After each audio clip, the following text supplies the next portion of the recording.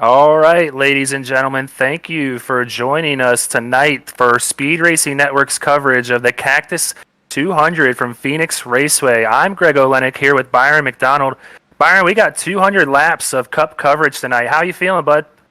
Oh yeah, man! A little short track racing tonight for the Cactus 200. I cannot wait, man. ISM or Phoenix Raceway, as it's known for many people. It's a difficult track, so it presents a lot of challenges for our drivers tonight. Yeah, something we've heard all week from the past coverages. It's a short track that kind of races like a super speedway. So a lot of different lines to run out there, and a lot of different strategies for these guys to run too. And it's a very different track from what these guys are used to with the cookie cutter ovals that they're normally used to running. So you really got to get the practice down and you get your strategy, like I said, all set. Absolutely. These corners are high banking, or not high banking, but just awkward. High speed is what I meant to say, but you got to be careful coming out of these corners because your back end will come around pretty quick, and these guys are going to be driving on the line pretty much all night. Yeah, to speak on the banking, we have a little bit of banking in that turn 1 and 2 turn because we're running the old configuration here. And then you got that flat turn in 3 and 4, so it's a very odd track to say the least. But we're very excited to run 200 laps here tonight, see what the Cup guys can do. And as you see, as we always have, no fast repairs there. So they're going to have to take care of their cars for a long race tonight. So we're going to go ahead and break down the league details like we do every week. It's a 20-week season. We are in week 9 this week, so just about to that halfway mark of the season. So it's time to get your points when you can get them here to make your spot in the playoffs. And this is a fixed setup Cup league with no fast repairs, like we said earlier. Absolutely. That first place is going to come away with $1,000 at the end of the season. Our 5-person teams are allowed, or 5 people are allowed, 5 drivers per team. And there's also that all-important team championship at the end of the year for $300.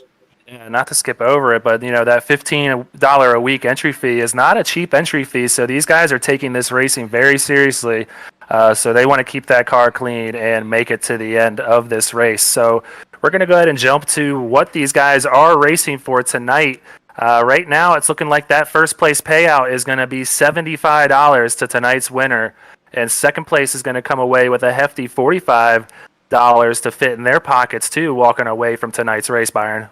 Absolutely. Third's going to come away with $30. Fourth will have $20 in their pockets tonight. And 5th through 7th will get their entry fee back for next week. So, all in all, great race payouts. But we spoke on those season payouts. Let's take a look at those. Yeah, so this isn't all these guys are racing for. They're ultimately going for that goal of being the season champion. And you can see why right there at the top, highlighted in green. First place is going to come away with a grand $1,000 for winning the Speed Racing Network Cup Series Championship. That is a heck of a payday for any type of racing. I don't care if it's a simulator or if it's real life. So that's nothing. That's something to go after for sure for these guys. And second place is going to come away with a hefty $600 as well to go into their bank account. Absolutely. That's one thing I love about Speed Racing Network. If you make it to that final 5, you're walking away with the payday here. So you see the numbers there. Third place with $350, fourth with $225, and fifth will come away with $150. So you make it to that final race, man, anything can happen. But typically what happens here for this team championship that we see there for $300 is a couple of those guys may be on the same team and maybe battling for that championship, but that all-important team championship as well. Yeah, so obviously they're going to split that team championship amongst the 4 or 5 drivers on that team. But just to go ahead and harp on it, you think about it, if you're going to be running for this season championship to win that $1,000, you're likely winning races during the season as well. I mean, it's not a guarantee that you're going to always win a race, but still, you're coming away with some hefty cash each week. You can come away with $1,500 to maybe $2,000 if you do well enough in this season. So it's great that Speed Racing Network puts this on, and these payouts are definitely bringing out the best drivers to the league. But that's not all that these guys are going to be racing for. We offer up a clean driver award to each series as well, and that's presented to us by Butt Kicker.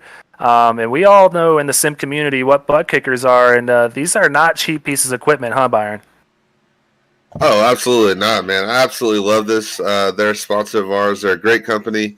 And, you can go down there and use the discount code SRNVS20 for 20% off of your own. Or if you're one of those lucky drivers that have those incident points at the minimum, you're going to walk away with one of these. So hats off to them. And I appreciate Buckhager coming on and supporting this league. Yeah, so we're not just offering up prizes to the top finisher each week. So we really appreciate it, like you said, Buck Kicker coming on board. But next, we're going to go ahead and talk about the Kane Cook sim coaching. And Kane Cook has come on board with Speed Racing Network this year to really help out all the drivers amongst each series. And a lot of the drivers are taking advantage of that. My producer giving me a little piece of info here.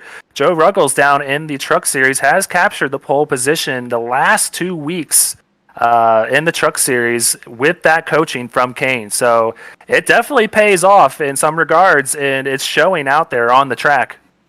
Oh, absolutely, man. I'll take advantage of this when I get an opportunity because Kane's just an awesome guy and so coachable, and he really just opens up the sim to you and really just shows you things that you don't really notice. But if you want to get your hands on this opportunity, go to book your sessions at speedracingnetwork.com, and there should be a link there and get that all set up. Definitely take advantage of that. Like we always say, he's got 2 accounts with professional licenses with an I rating over 7,000. So it will not be a waste of money at all. This guy definitely knows what he's talking about. And if you don't believe us, you can check him out in the Coke series that runs on Tuesdays, I believe, every week. You can see for yourself out there. He's definitely running up towards the front each week. So we definitely appreciate Kane Cook coming on board, and definitely take advantage of this opportunity while you can. So next we're going to go ahead and talk about our individual standings right now. And as you see, nothing's changed in this regard from last week. James Holtzer still holding on to that number 1 position here in the Cup Series, followed by Timothy Latham and Jake Roell. That's without drops at the moment. Absolutely, and I noticed names like Dean Brummett there sitting in 4th. Not necessarily safe yet, but he's actually building that cushion up pretty good, having some consistent weeks for Rowell Smith Racing. We got 5 of those guys in the top 16 here. They're on the cut line. So Rowell Smith Racing really showing their strength here in these above the cut line. And I have to imagine we're going to start showing the drop week standings very soon, but it's definitely a lot tighter towards the top. Right now, as you see, James Holtzer is on the top in these standings, but if you take account drop weeks, Jake Roell is ahead of James Holtzer by 1 point, and it's a lot tighter of a gap between all of these guys when you take out those drop weeks. So this doesn't really give you the full picture of what we are seeing behind the scenes right now, but we will get those to you in the coming weeks, and you'll definitely get a feel for how close this season is coming to or as we narrow the gap to the playoff weeks. Absolutely, and the pressure's building for these guys here on the outside of the cut line. You see Bobby Brill there, 1 point outside the cut line. This is, again, like we said, without drops. But, Phoenix is one of those tracks. It's a short track, so the pressure and intensity is already high. And these guys sitting outside this cut line, David Duke, Landon Lacey, who's, been competitive and won the last couple of weeks. Adam Pettit, who's came back from the absence. So these guys got a lot of pressure on them and added pressure as well. Yeah, so Kyle Spees had a really good week last week. He had jumped him up 4 spots in the standings that we're seeing right now. David Duke also coming in second last week, another car in the top 3 that really needed it after the race that we had at, I believe, where were we at last week? I'm drawing a blank right now. I think Homestead. We were at Vegas last week. It's all coming into a blur. It's starting to mesh together, but he definitely jumped up a few spots with finishing in the top 3. And then, Landon Lacey, who we're seeing there right there, he has won the last 2 races that Speed Racing Network has put on in the Cup Series. So a lot of comers and goers right now. We're seeing Tristan Bailey fall a little bit in the standings after a rough couple of weeks. And a few other guys that are dropping out of the league, also going to free up some positions here as well. Absolutely, and it's not time to panic yet, but it is time to hit that go button for some of these guys. So look for some of these guys to try to get out front tonight. And, again, no fast repairs, so they got to stay out of those wrecks and just really keep their car clean. Yeah, definitely not panic time yet, but we're getting there. So we're going to go ahead and talk about the team championship standings next, brought to us by Tropical Smoothie. Eat better, feel better. And just to go ahead and talk like I always do, go check their menu out sometime. They have a bunch of food, wraps, quesadillas, a bunch of smoothies that are great. So go ahead and give them a try sometime. We appreciate them coming on board, as we always mention every week. But these standings are starting to take shape, and Rowell Smith Racing has got to keep an eye on these guys behind them, because a lot of these teams are starting to get it together and narrow that gap. Absolutely. You see Rowell Smith Racing there with the lead, but Team SRN in second. Filthy Five, who has made some changes this week, sitting in third. Revs Racing drops a spot this week in fourth. Bronco Motorsports in fifth. R&D Motorsports in sixth, and H2K running out the team points in seventh. But these guys still got, like you said, it's the whole season, so it's not the cutoff. There's no cutoff for this, and these guys got to continue to just build momentum. Rowell Smith Racing has been able to take advantage of a couple good tracks for him, and hopefully these guys are able to come out and show a good race tonight. Jake Roell for Rowell Smith Racing has been running really good the last couple of weeks, but James Holtzer running for Team SRN there in second has yet to break through with that win, but comes away with a top 10. I'm saying every week, so he's bringing home really good points for that team, so that's keeping them up there in the standings without a win.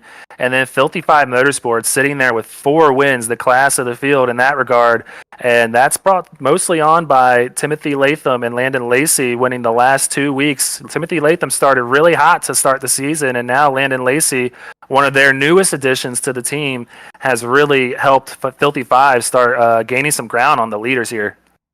Absolutely, and we're going to go into these team introductions and get to see some of these drivers, and we're going to start off with the Filthy Five RSR. Sorry, disrespect those guys, but we're going to start with those guys. But man, these guys have just put on a show the last couple of weeks, and I look forward to it to continue tonight. Yeah, so you see there, Jake Roell, in the 9 car with 2 wins on the season.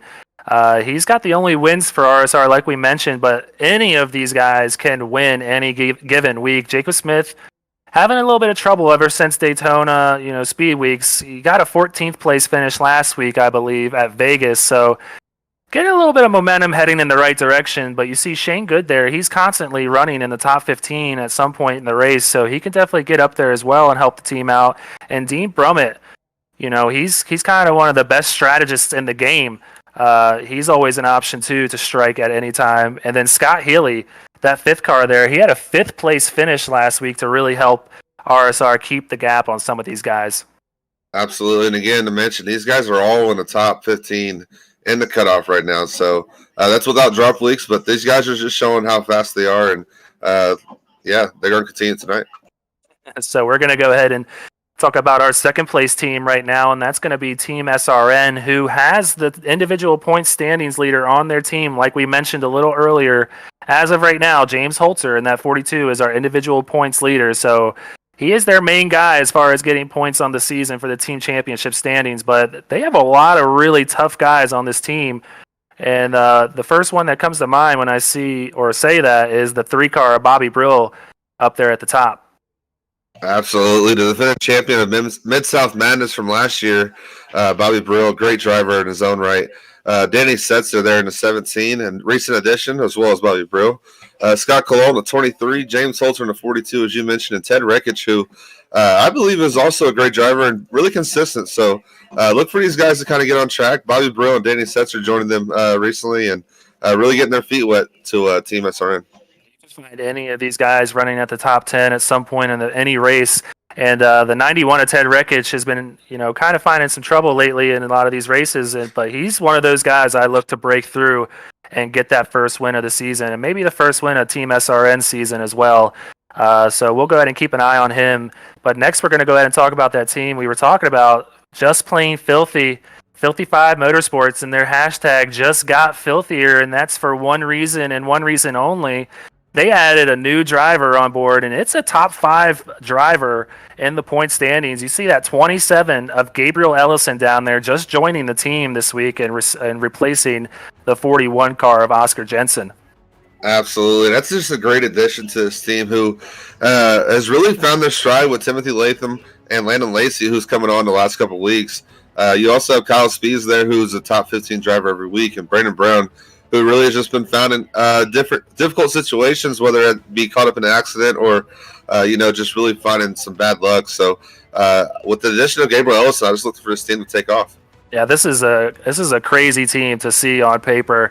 You see the 4 wins on the season, so they kind of I think they got a good team that they are very happy with. Brandon Browning has put this team together, and I think he's excited as ever to get out there on track this week and see what they can do. You know, they're one of the fastest climbing teams in the standings right now for Speed Racing Network. So it's going to be interesting to see what they can do and if they can make it mesh out there for such a quick turnaround and adding Gabriel Ellison today out here at Phoenix.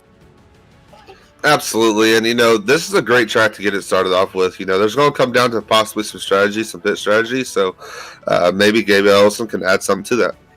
Definitely. So we're going to go ahead and talk about that 4th place team, and it's our very own team that we run in the Trucks and Xfinity Series for, Byron, and this is Rev Racing's lineup right now. A little bit of a smaller lineup than you saw last week. They're down to a 4-man team after losing Alan Dobbs on the season and Jake Gimbel, but they're replacing one of those drivers with that 28 car, Jordan Bain, so I'm excited to see him get out there. He had a great run last week in his first ever league race. He finished, I believe, in 8th place. I know he had a top 10, not exactly sure. I believe it was 8th, but he definitely has the potential to learn quick and understand what he has to do to get up to the front in these races. Absolutely. Rev took notice of that top 8, and he's going to be joining a great group of drivers. Damian Leininger there in the 12, Adam Pett in the 57, and Brandon Key in the 75. Just a great group of drivers. Consistency is what these guys are all about, and if these guys can stay out of the trouble tonight, I expect these guys to be up front. Yeah, there's no reason any of these guys can't be running in the top 5 at some point tonight. Great group of talented drivers who are hungry to put that on paper and show the results on paper. A lot of these guys are finding themselves getting into trouble at some point in the race, and Brandon Key is one of those guys who seems to just attract the bad luck. So he's hoping to get a good race, a good finish tonight, and all it takes is one race to turn the momentum around on the season, and they could get it going here tonight at Phoenix. Absolutely, and again, it's going to be about avoiding those wrecks tonight. It's a very slick racetrack. These guys are going to be loose from the beginning all the way to the end, so just got to watch for those cars and keep his nose clean tonight. Definitely. So Bronco Motorsports is going to be our 5th place team that we're going to go ahead and talk about right now. And that's headed by their captain in that 83 car, Chris Massey, right there. And the 84, who has been running really good the last couple of weeks, Austin Reedy. I believe he's going to be here tonight, so he is going to be one to watch out for. And then you got the 85 of Brad Herman, who's found himself in a little bit of trouble the last couple of weeks, but always has the speed to be running up towards the front. Absolutely. Tristan Bailey there in the 86 and Ryan Steenbacher's there in the 89 round out this group here. And Bronco Motorsports is really just, like you said, bit that bullet. You got a couple of guys that get good finishes, but hasn't really put it together as a team, and look for them to do that tonight. Chris Massey and Brad Herman just outside the cut line for the playoffs, but Austin Reedy in that 84 is in at the moment, so they have one driver currently above the cut line looking to get 2 or 3 in there before the season's over, and they definitely have the potential to do so. But we're going to go ahead and talk about that 6th place team that we saw in the standings, R&D Motorsports, headed by their captain, David Duke, in that 78 machine. He had a really good run last week, finishing 2nd at Las Vegas, so hoping to keep that momentum heading in here to Phoenix. And then you see 2 veterans there at the top, Thomas Rutherford and Justin Boyles. Not sure if Justin Boyles will be here tonight. I know he was in Nashville for the SEC tournament, so we'll have to see if he's here. But yeah, great group of guys right here, Byron. Absolutely. Jordan Saylor's there in the 55 and Mitch Rowell in the 96, who, has been kind of having a rocky start. He's kind of bit the bullet there with bad luck, but, David Duke kind of getting this group turned around last week with that 2nd place finish and hopefully get that momentum rolling again tonight. Yeah, that win helping Mitch Rowell keep his spot in the playoff standings currently. He is the only one in the team, but a lot of these guys definitely have the potential to get into that cut line, so we'll see if they're able to turn the momentum around and keep up what David Duke put up last week after that 2nd place finish. But to round out our team setup here is the H2K Motorsports team, who looks a little different after Gabriel Ellison moved over to Filthy Five. It's just a 3-man team here with Joseph DuPont, their captain in the 88 machine, and the 94 of Greg Wellen, who continually we see running up towards the front or qualifying on the pole. Absolutely. And Greg Roell, he's fast every week.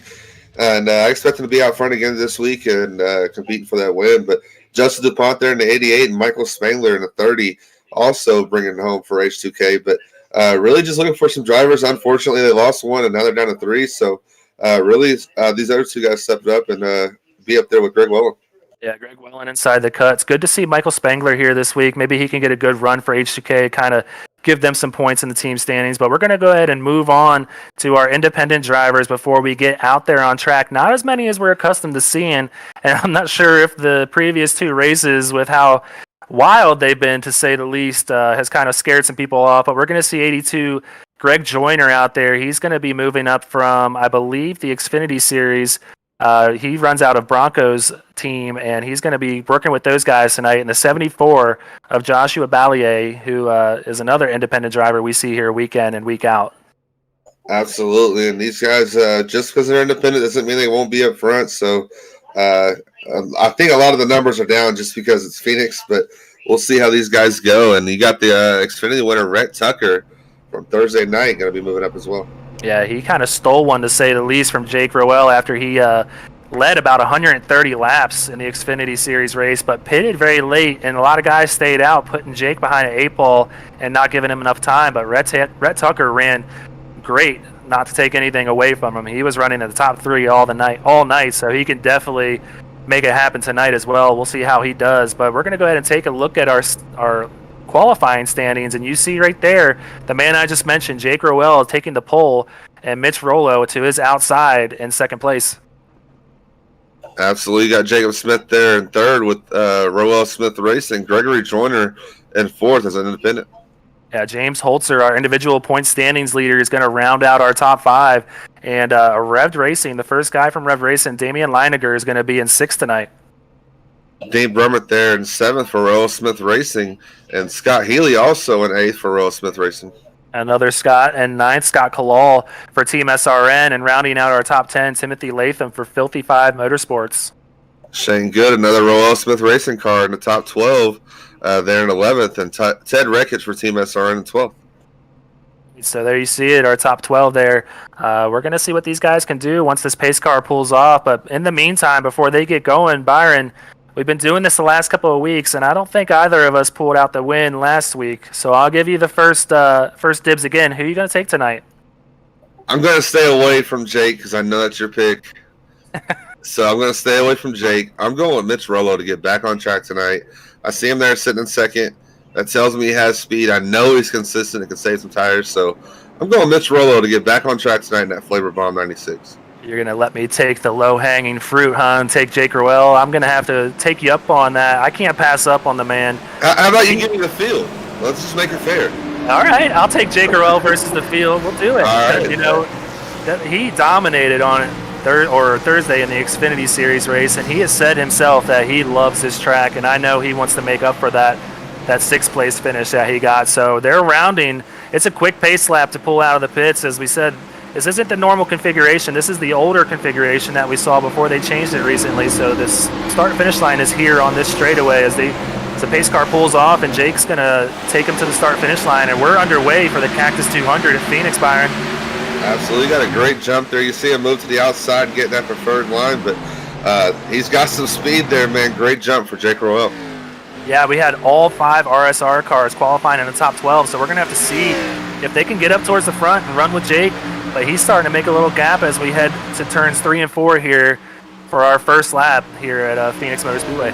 Absolutely. And it's so difficult because, you're dropping down in such a low speed, but you got to get out of that corner and get back on that throttle. You see cars already in the wall.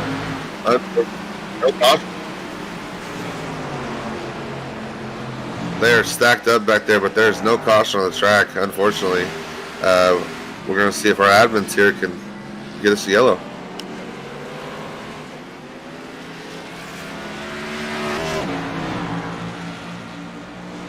Yeah, unfortunately there was a stack up there in the front stretch, but everybody getting back rolling. Not sure why there was not a caution there brought out, but we go back to the front. Jake Roell still continue to lead with Mitch Rollo falling behind, and Jacob Smith not too far behind. Yeah, and unfortunately, there just no yellow. So Jake Roell continue to lead here, but Mitch Rowell getting a little loose here. So Phoenix is so difficult because, as I was speaking of before, those guys got a little bit bent out of shape. But that exit speed, it's so crucial to get back on that throttle. But to maybe, as you see Jake Roell get a little loose there going through the dog leg, you're going to see that a lot here with the sun out and it's so hot here in the desert. The track just becomes so slick. There's not much grip. You're going to see these guys moving around pretty much all night from top to bottom trying to find grip. As you see Ted Wreckage there making a move on the inside of Scott Kalal for 7th, and Wreckage moving up early. Slick looking paint scheme there. There's another car that was in there. Yeah. Hoping they have cautions turned on. But Landon Lacey is really struggling here tonight, and he had a lot of trouble that he ran into on Thursday night when he ran as a part-timer in the Xfinity Series. So our back-to-back winner from the last 2 weeks is having a tough start tonight at Phoenix. Absolutely, and unfortunately the caution has yet to fly, just whatever reason, maybe an iRacing glitch or something. But Landon Lacey, this track is so difficult, and you said Jake Roell said he loves this track. I have never met anybody to say that, so hopefully we get the chance to interview him because I got to ask him about that one. Yeah, well, Mitch Rolo not letting him get away too far right now, and Jacob Smith, they're about keeping the gap even, 6/10 between each car. Jacob Smith really needing a good week this week, so he's going to try and keep that car up towards the front and out of that chaos that we're seeing. But I just have to imagine, there's the yellow, first yellow of the night on lap 7. I'm not sure if it was an admin thrown yellow. I'm not seeing too many cars around right now on the track, but that was a wild start to get this race going, and I just have to imagine that might have been a league admin caution to kind of get things sorted and calm down there. Yeah, we'll go ahead and take a look at the Sandwich Man Racing Sports Memorabilia Rec Replay for the first time tonight. Go ahead and check them out on Shopify. They got a lot of great stuff, die casts, memorabilia, shirts, hats. They got everything, man. Just go check them out. It's a great company. Our points leader on the season, Holtzer, getting into Damian Leininger, one of those guys that we talked about having a lot of trouble and finding bad luck on the season. Rhett Tucker with nowhere to go and drives right into him. So Damian's going to have quite a bit of damage to fix, I'd imagine. We're going to have a little more action here. Yeah, it's just, after all those cars got separated and spun out on that first accident, we'll call it, since we didn't see a caution come out, I have to just, imagine these cars were just wicked loose out there, and eventually someone must have got into a wall or something here. But you see the 85 down there, Brad Herman, with no front end. He took a lot of damage from this wreck, and that's probably going to put him out. 57 to Adam Pettit also getting caught up in this. Absolutely, and I was going to touch on this, but it's so difficult here. You can feel your car come out from underneath you, and you can be going perfectly fine, running your same line that you run every other lap, and then all of a sudden your car just come out from underneath you just because of how slick this track is. So very difficult, and we're going to have to keep an eye on that tonight. Yeah, I'm sure we will take an onboard cam at some point in this race, and you will really see how quickly that wall comes up on you coming out of 3 and 4. Out of the flatter turn on the circuit. So these cars are wanting to break loose, and these drivers are wanting to get as much as they can to keep that momentum going off of 3 and heading towards turn 1. That can make or break your race, and they're just trying to get all they can, and it's just breaking the tires loose. And by the time you realize it's happening, you're already around. Oh yeah, and absolutely, and that's the most difficult part is, you saw there on the wreck was how narrow this track is. So if you are starting to go around, there really is no room to save it, at like a Las Vegas where you could have went through the grass and saved it that way. Here, there's an inside wall, and typically that brings apart what we saw was, basically a parking lot on the front stretch. Yeah, so we're going to go ahead and take a look at Brandon Browning running a special paint scheme tonight, and I'm being told by my producer it's a car in memory of a child that they lost 2 years ago. Him and his wife, they lost a child, and it's a little bit of a memorial that they're running tonight, and it's a beautiful paint scheme. Absolutely. I love those paint schemes right there.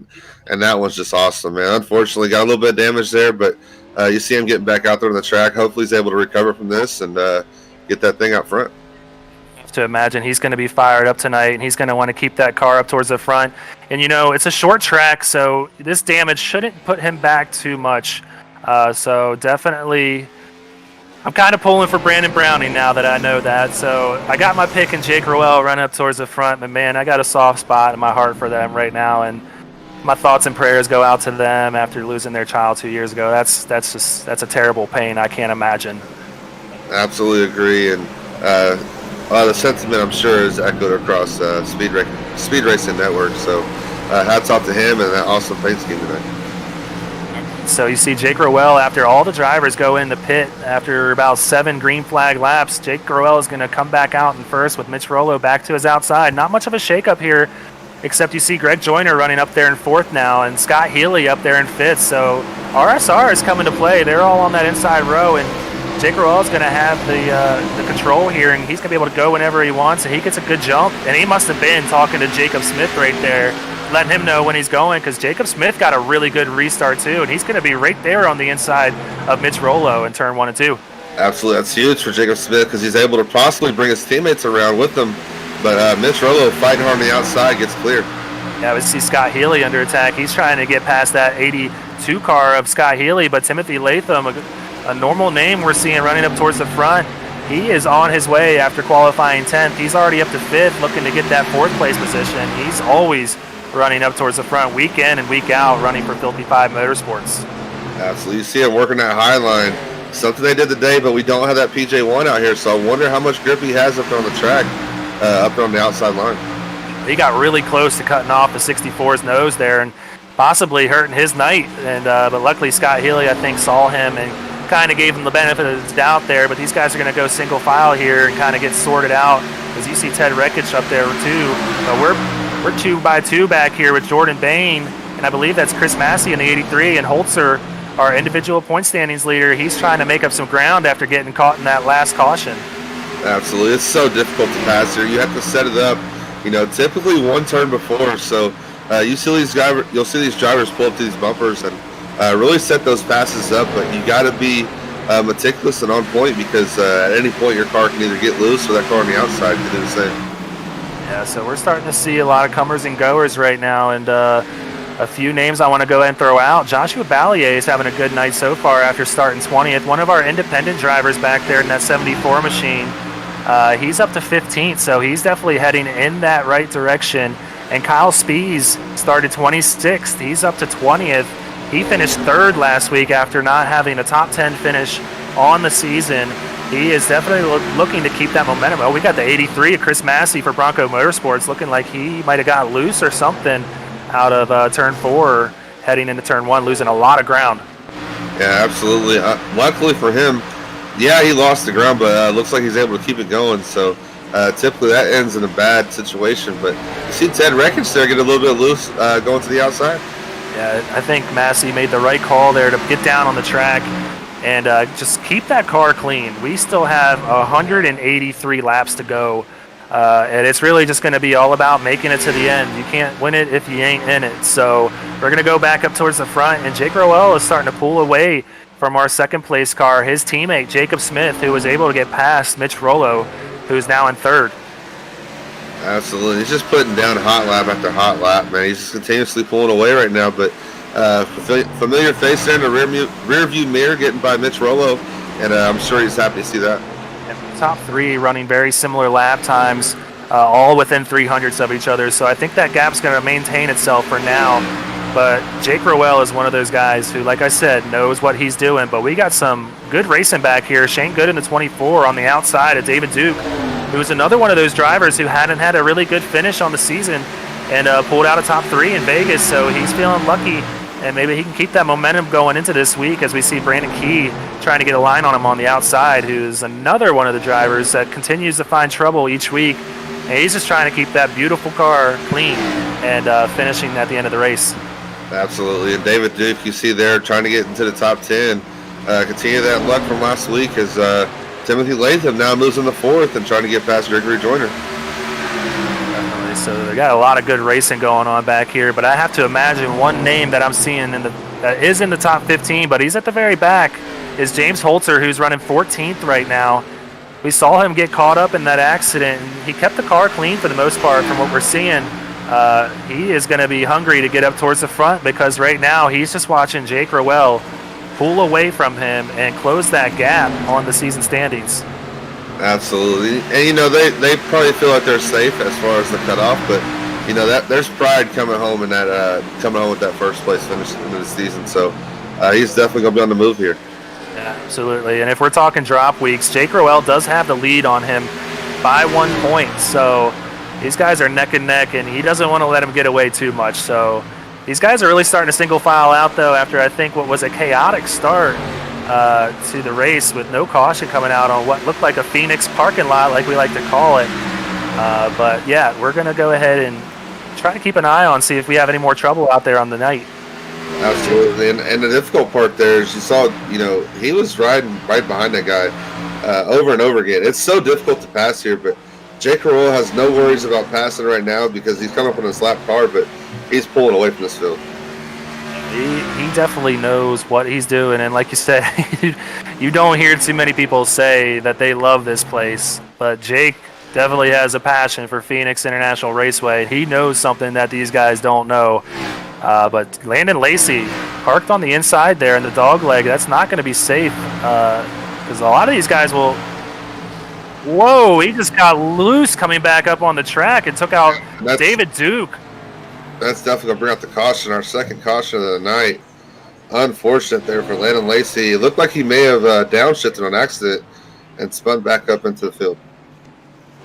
These cars, man, when you're coming up through the gears, can easily break away on you, but that's what it looked like right there. He kind of broke the tires loose coming back on the track after he was parked on the dog leg. But we're going to go ahead and check another rec replay to get a better look at that, brought to us by Sandwich Man Racing Sports Memorabilia.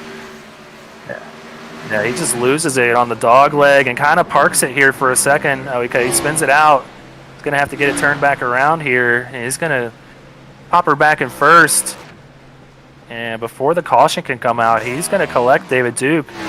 After it looks like he gets on the banking, there's a slight gradient there coming back up on the track, and he's just going to whip right on him. We're going to see it right here as David Duke comes by. And David Duke, man, nowhere to go. And look like Brandon Key, that name that we said, just can't avoid the bad luck as another victim in that. So we'll go ahead and have to see the damage on that 75 car. Man, Leininger involved too, 2 revved cars. Jordan Bain, I'm hearing, was collected in that as well. So that's 3 revved cars now on the night. You see Jordan Bain in that black car right there, sparkle and shine on the bumper. He might have been able to get through it. He just comes to a stop, so I think he's going to be all right. So right now, we're looking at 2 to 3 revved cars taking on damage, and we're only on, lap 25 of the race. So absolutely. And crucial thing for them is they only have those 4 drivers, so all 4 of those points will be scored tonight. So it's real difficult to that's where it comes into having crucial to have 5 guys, because it allows you to have that one bad night. But like you said, a couple cars there caught up for revved, and now you got to wonder what that does for the other 2 cars. So you can see it right there. This is the second caution of the race on lap 25. All the leaders going down pit road again, taking tires, as we have unlimited sets of tires here in Speed Racing Network. So they're going to take advantage of them every chance they can get. But looks like we got a couple guys looking to take the wave around. Brandon Browning in the 81 car as well, looking to get their lap back here. But yeah, so if you guys are out in chat, go ahead and put our producer to work tonight. He'll throw your comments up there down on the lower third, and we'll be able to read them off and interact with you guys. So please let us know what you're thinking about the race and everything about SRN. Whether you love us, let us know, and we'd love to give you a shout. Absolutely, we love our fans. There's always some interesting, crazy comments down there. There's predictions. Give us your picks. Who you think is going to win? Right now, this 9 car is looking tough, even though I have the field. Right now, outside of iRacing glitch or something, he's looking unstoppable. Yeah, we love hearing the insider information.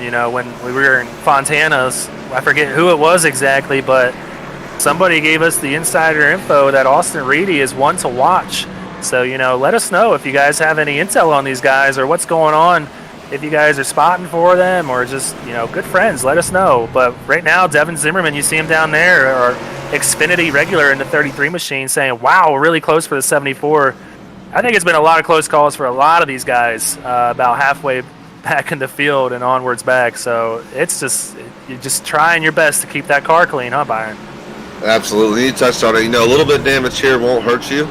Not necessarily as far as speed, but you definitely want to keep that car clean because it just gets more and more difficult to handle. Yeah, well, the safest spot on the track right now seems to be that front position, and that's headed by Jake Roell in the 9 machine running for RSR. 2 RSR cars starting on the front row here, so I'm sure they're going to be working together again, and Jake's probably going to let his buddy Jacob know when he's going, and they can kind of pull away from this field because they got a hungry Timothy Latham right behind them, and Mitch Rolo is not going to want to let them get away either. Jake getting a good start here heading in turn 1. They're kind of scattering behind him. Timothy Latham's going to be able to get on the inside of Jacob Smith there, so maybe they weren't communicating. Absolutely. You saw Jacob Smith try to get down there before Latham made the move, but able to peek his nose in there and come away in second, and now he's on the hunt for Jake Roell. See Jeremy Duncan giving a good shout out to Joshua Ballier. So Ballier bringing in the fandom today, running as an independent, but he's got a lot of fans out there in chat. So keep the comments coming, guys. We're going to have a long race tonight, 200 laps here at Phoenix. Whether we go green or caution filled, it's a long race tonight. So we appreciate you guys filling up that chat. But we're watching some great racing back here as Shane Good and Scott Kalal are battling in the 23 and 24 machine. Absolutely. Shane Good there sitting just on the inside of that cut line by 1 point and looking to have a great run right now, sitting in 10th, trying to get to that 9th position. Yeah, so just to go a little bit further back in the field, we got Kyle Spees, who we touched on earlier. We're going to go and look at Chris Massey, though. All right. We're going to go Kyle Spees here, who's running 12th, up from 26th position. Like I said, he had that top 3 last week, looking to keep that momentum up, and he's doing a good job so far, Byron. Absolutely. Able to avoid those incidents that we had to start the race and there to bring out that last caution in there. That's really the key to tonight is survival. You're going to find yourself in predicaments, and the way you handle it and bounce back from that will say a lot. Yeah, so we see Jordan Bain here, who we thought might have got caught up in that incident. He's running about in the mid-pack right now, 16th, but I talked to him a little bit earlier today. He's saying he had the right mindset. He's, like you said, wanting to keep the car clean and finish the race, and ultimately that's going to pay off in the end. Not everybody here has that Jake Roell speed that we're seeing right now. So, just keeping that car out there and finishing the race will pay dividends at the end. But Timothy Latham right now, right behind him in that 5 car, not letting him get too far away. These guys are starting to break away from the rest of the pack, though. Absolutely. Timothy Latham making this thing a little bit interesting, keeping him in sight there, not really allowing him to pull away, and really just kind of stalking his line and probably just learning a little bit from Jake right now. Yeah, so just to go through our top 10 right now, you see them out in front. Jake Roell running first, Timothy Latham second. Jacob Smith there in the 11 machine, another RSR car. He's running third at the moment. Mitch Rolo started outside pole. He's in 4th position. Scott Healy, the 3rd RSR car in the standings right now, running 5th. Ted Rekich in that 91 machine up 6 positions from 12th. Gregory Joyner, our part-timer, first part-timer we're going to mention tonight, running 7th. And then Gabriel Ellison, the newest member of Filthy Five Motorsports, he's up there running in 8th place. Scott Kalal started 9th, still running 9th, having a good day so far. And Shane Good, our 4th RSR car, is running in 10th. So RSR having a good showing so far. Absolutely. And again, these guys said it. They have started working on these tracks, and they're excited about the tracks coming up, and it's really showing tonight. 5 or 4 of them in the top 10 is quite impressive. Just behind Shane Good there, we're going to see our 94 machine of Craig Wellen, who we mentioned we're used to seeing him qualify on the pole, so a little bit of a different look tonight, starting 17th. Must not be one of his favorite tracks, but he's up 6 positions, running 11th place, so maybe a little bit of a different strategy tonight. He's used to running up front, and we've seen him kind of fall off a little bit towards the end of the race and not be able to maybe capture that top 5. So maybe he's just wanting to pass some cars tonight, Byron. Absolutely. Probably taking care of those tires, as they're so important here at Phoenix, because once those tires go, you start to get loose and break loose, and you're fighting that tight thing in the center corner. So saving those tires is very key tonight. Yeah, we're looking at Brandon Key right now. Not sure if we can get a better look at his car after he kind of got into what was that David Duke and Landon Lacey incident. That car looks pretty clean right now. A little bit of crinkle on the hood it might have, but the crew able to fix the damage pretty well and keep that car pretty aerodynamically sound. Yeah, he's running solid right now on 13th. Let's take a look here. Jordan Saylor's in the 55 in that Flavor Bomb car. Looking good. Let's take a look at his onboard camera and just kind of see what he's going through right now. Yeah, I mentioned earlier I wanted to go ahead and take a ride on board, and it doesn't really do it justice here, but you can see how quickly that outside wall will just sneak up on you out of these turns as you're just trying to get as much arc as you can, come out of one and get that little dog leg apron action, and then you're going to come around here on the flat portion of the circuit, and you're just heavy on the brakes, let it roll, and you're back on the gas as hard as you can, and it can break away so easily right there. But these guys are doing a great job tonight of preventing that for the most part. Absolutely, and these cup cars are typically loose as it is, so to add that combination to this hot track is just very difficult for these drivers, and they're doing a very fine job right now, coming up on 40 laps in here with only 2 cautions, so pretty solid night so far. Used to seeing the big spoilers on the back of these cup cars, which kind of keeps them stuck to the ground, but tonight you see the really small spoiler on the back ends there, so they're definitely capable of whipping out from underneath these drivers. But like you said, these are the best guys that we have right now in SRN, and they're doing it justice by keeping it straight for the most part. We got a good little green flag run right now, about I'd say 12 to 13 laps we're seeing, as Jake Roell is still just being the class of the field, able to stretch that gap out on Latham, as Jacob Smith is bearing down on the 5 machine now back there. Absolutely. You may have thought he might have burned his tires up trying to get to Jake Roell, but starting to drop back a little bit and starting to put that gap between him and Latham. But Latham going to be under fire here pretty soon. Absolutely. So, we got a few drivers, through the field. We mentioned Jordan Saylors a little while ago. He's up 13 positions from 30 to 17th. Not an easy feat here at Phoenix, as there's not a lot of passing opportunities. It's very hard to do. But right now we're looking at our part-timer, Greg Joyner, up from the Xfinity Series, having a solid run in the top 10 for Bronco Motorsports tonight. Absolutely. Can't complain about a top 10 whenever you move up. Having a solid run right now and really just finding his groove. Look to be settled in right now and kind of just working his way to the field.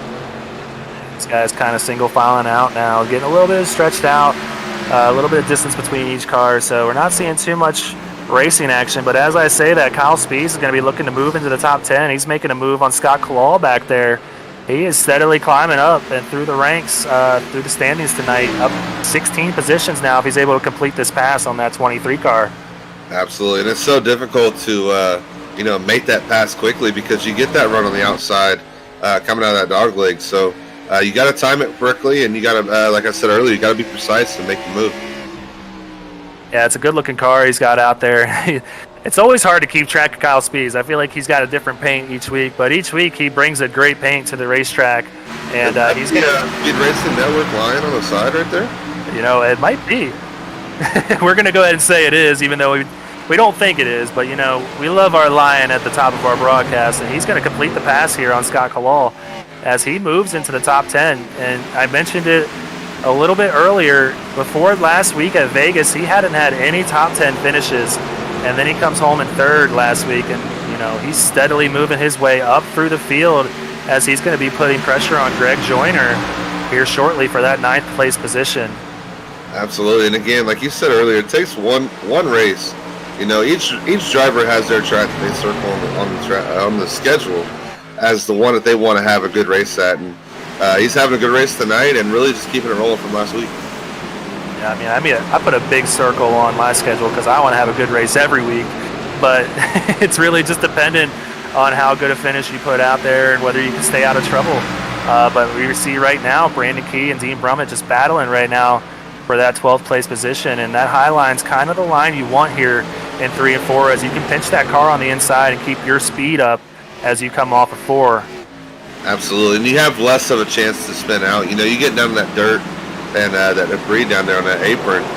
So easy to do here at Phoenix because that track is just so wide down there, but it's so easily to spin out there. So when you're down there, you're treading water and you're hoping that you can get by that car, and it's not too difficult. But Brandon Key able to fight him off.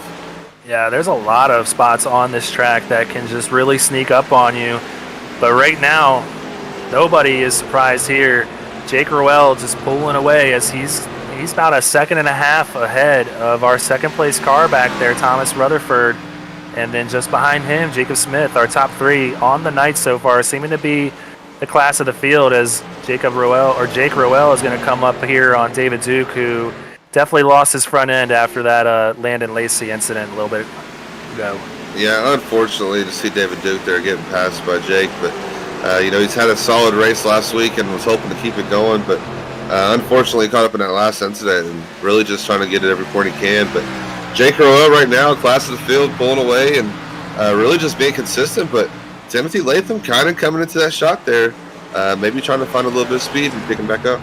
Yeah, I guess Timothy Latham heard me say something about him falling back. He is coming towards the front now as they're narrowing that gap on Jake Roell as we're getting a nice green flag run here. I'm showing 26 laps, but that's including the pace laps that they had. So I'm guessing we're on like 23 lap green flag run right now. And that's great to see, considering we had about 20 cautions in the truck race, and I'd say 12 for the Xfinity Series race. So these Cup guys are definitely trying to show the other two series how it's done, and they're doing a great job as we're a quarter of the way through the race tonight. A good battle right now for what we're seeing as sixth place. Gabriel Ellison under attack from Ted Rekich and Shane Good there. Absolutely, and it's so difficult to just stay patient here. You see Shane Good, he's on that cut line, so he's got to be thinking about trying to get every position, but kind of being patient right now, working his way through the field with David Duke there on the outside as the lap car.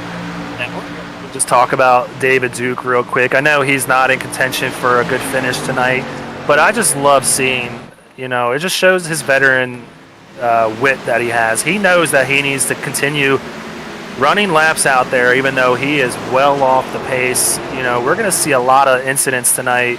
We haven't seen too many so far, only 2 cautions to this point, but we're going to have more accidents and more wrecks and more cars falling out of this field. So it says a lot to see a veteran just going around track, even without a front end, just trying to get as many points as he can on the season because he needs them. Absolutely, and he knows how important that is. He wants to be in that playoff, and these are one of those tracks that you look up and maybe him staying out, an extra 50, 60 laps may have got him into that cut. So every point matters. You see Mitch Rowell trying to get another spot here on Jacob Smith. 2 RSR cars, Jake Roell and Jacob Smith, seem to be falling off a little bit as Mitch Rollo and Timothy Latham are trying to move up in their positioning, and Scott Healy not falling off as much as we're seeing his other 2 teammates fall off at the moment. He's running really well back here in 5th, seeming to be keeping a good pace with our leaders at the moment. Absolutely, and he's really just been methodical as well, really worked his way through traffic, and really can tell it's kind of paying off as he's starting to catch these 2 guys in front of him, and I expect him to be making a pass on these guys here shortly. We're seeing that gap get really narrow up towards the front. Timothy Latham only back 3/10 from Jake Roell at the moment, and he is at the bumper of Jake, as Jake's going to have to be really careful here with that lap car on the outside. It's going to kind of kill his speed off the turn, and it's going to give Timothy Latham a chance here to really push him deep here in 3 and 4 and maybe get a good run out of turn 4. Absolutely, and so many times it's not the lap car's fault. It's just a matter of when you catch them, and they're catching them out of the corner and allowing Timothy Latham to pull up to him. We're going to see if Timothy Latham can put this run to use. I thought Jake Roell was going to put on a stink fest here. You might be getting the good end of the bet with the field, as he is under attack from that Filthy Five Motorsports machine, who, like we mentioned a little while ago, Landon Lacey went in the last 2 races as they are door-to-door here in 3 and 4. Jake's going to be able to keep the momentum, or he might just let him go and get the spot, as he knows he's fallen off a little bit on this green flag run. Maybe not expecting to have this long of a green flag run.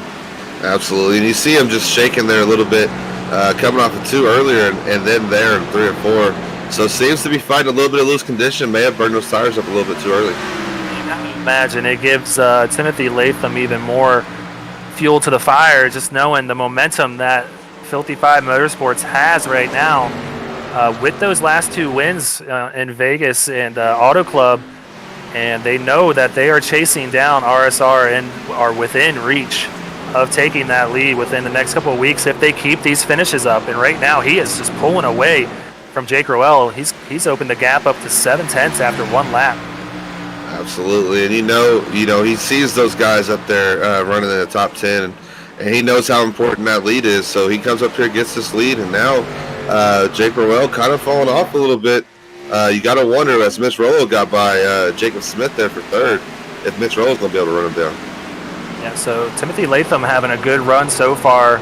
We've seen a few Filthy Five cars come into trouble. Brandon Browning and Landon Lacey having a really tough night so far. But Gabriel Ellison, their newest addition to the team, is running 6th right now, and he is always a contender each week.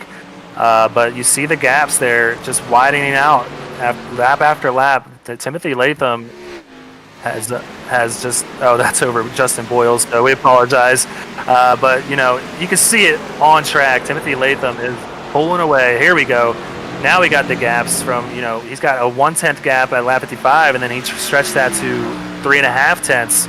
But then it seems like Jake was able to keep that gap from, the last couple of laps. So maybe Jake was knowing that he was pushing his stuff a little hard and maybe had to save it a little bit at the moment to, keep this green flag run going. They have a good amount of fuel to go.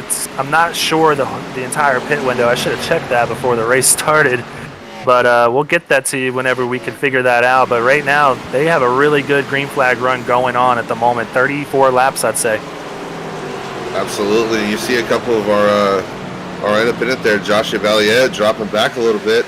Or actually moving forward, getting by Gregory Joyner into a 13th position as Joyner's under fire now from Bain. Bain's trying to keep that car clean, like we said, and pick off the positions as we go. And I have to imagine, right now in his iRacing career, he's pretty good at conserving tires. So we might see him start moving up if this thing stays green and we see him complete that pass on Greg Joyner, move it into the top 15 here. So a good run so far for Jordan Bain. One driver, though, like we just mentioned, Greg Joyner, we saw him running in the top 5 just to fall back to 16th. So he's having a tough run right now.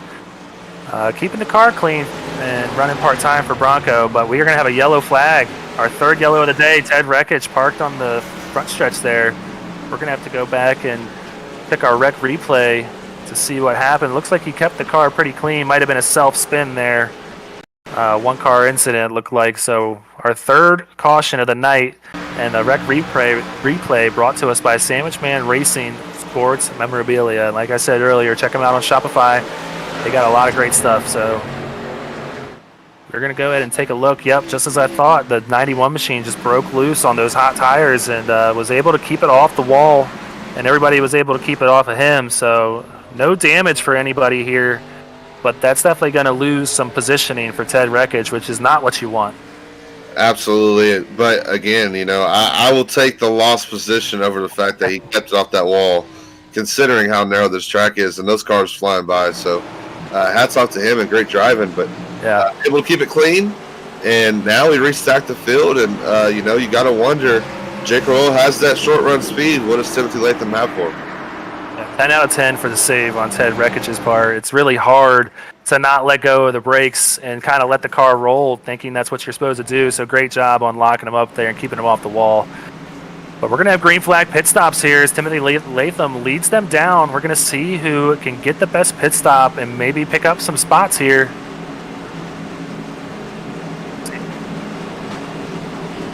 Yeah, and it's so difficult here. You got to come into a complete stop. As you see, Latham gets into a good stop. Looked like he might have slid his pit stall there a little bit. A lot of these guys, though, coming in really nice and smooth. We're going to see everybody take 4 tires and fuel here. That was a really good green flag run for these guys, and it's probably what the doctor ordered after our last 2 races. So that was our 3rd caution. Like I said, real close race, but Jake Roell is going to get off first here as that green cone is the line to get to. Yeah, taking advantage there of that number 1 pit stall that he earned with the pole, and going to come out in front of Timothy Latham. Yeah, so we're going to go ahead and try to get an interview with our leader here as he catches back up to the pace car.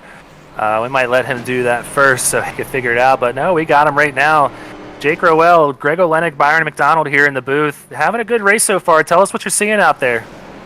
Well, it was pretty wild lap, 7 or whatever it was. Yeah. Part that sideways at the line. So that was a beautiful sight off of 4. But I mean, it's been a good race so far. Obviously up front quite a bit, but Latham kind of reeled me in on that long run, so we'll see what happens here. Yeah, we saw you break out to that big lead, but Latham was able to track you back down. You got your teammate behind you. What kind of difference can you make here on this run, knowing that you had the short run speed, but maybe not that long run speed that you expected to have? I just think you just got to take it a little bit easier. I mean, that's what the first run, long green flag run's all about. Just kind of learning what you got, what you can do and can't do. So definitely learned some things there, and we'll see right here on this restart. Yeah, I know this is your favorite track, Jake. You said it in your broadcast earlier this week. Did you expect to have the green flag runs after what we saw in the last 2 series, and is maybe that why you were pushing it a little harder than you maybe should have been? And are you expecting maybe that tide to be changing now and maybe looking towards the long green runs? Yeah, I mean, like you said, this is one of my favorite tracks, so love it. Love this place here at Phoenix. But to your question, I don't know, I just think it just falls on, you never really know what the track conditions are going to be like until we get into these lobbies, and by the time the race goes, it's way different than in practice. So that's usually what I kind of do on the first long run, is just kind of go. That way I know what to do, later on in the race, things like that. So I think, again, it's just learning from that run we just had. All right, buddy. Well, we're going to let you go back down into your team chat here as you head the field back to the the green for the race to go back under green. Excuse me. Have a good race, buddy, and we appreciate you coming on board. Awesome. Appreciate it, guys. All right, so Jake is going to have control of this field after he picked up a spot on pit road here. You see Jacob Smith, his teammate, right on his bumper, and Scott Healy. We saw this last time. They are the first 3 cars on that inside row, and they are back under green here. Jake getting a good start. Jacob Smith also getting a good start. He might have the positioning on Latham heading into 1. Absolutely. Jacob Smith was right up on that bumper, knowing whenever he's going to go, but Latham using that outside to power his move up there. I think he wants that lead back. Latham is not going to let Jake get away like he did last time. Maybe Jake is taking it a little easier, like he said. He knows what to do this time, and we got ourselves a race, Byron. Oh, absolutely. They restacked the field, and these guys all know what they have now. So expect these guys to be a little bit more aggressive and try to work their way through the field. As you see Jacob Smith right now battling for that 3rd position with Mitch Rollo. Rollo was making up some of that ground that we saw Timothy Latham making up on Jake Roell before that caution. So he's definitely looking to get past Jacob Smith, as we saw them battling for quite a few laps back there. Jacob Smith getting real loose coming off of 4, and he's going to lose some of that momentum that he needed to keep up with Mitch Rollo. Mitch might be able to get that position out of turn 1 and 2 here. We'll have to see. Absolutely, but Latham here stalking his prey. Jacob Roell just running his own line, you know what I'm saying, running his own race, but Latham stalking him right now, trying to figure out what he's doing differently possibly on this green flag run. If you see that black and red car back there in 6th place, Kyle Spees steadily moving on up. Like we said, trying to keep that momentum up from Las Vegas, and he is doing a great job of doing that for Filthy Five. It's a battle tonight between these 2 teams, Rowell Smith Racing and Filthy Five Motorsports, and I'm all for it, man. We got ourselves a heck of a race going on right now, but at the moment, Kyle Spees is going to be under attack from Brandon Key, who I know is hungry to have a good finish after he's had a rough couple of weeks the last couple. Absolutely, and he's being aggressive right now, really just being aggressive on his bumper and trying to make him make a mistake, as he's going to look to the inside of Spees here going into 1 and 2. So a lot of good action out there on the track, a lot of headlines unfolding, but right now we're going to look at back about in the middle of the pack, Greg Joyner, Shane Good back here, and that 91 machine right there, Ted Rekich, who we saw spin out a little while ago. I believe he fell all the way back to 20th. It looks like he's up to about 13th as he is looking to get back up towards the front.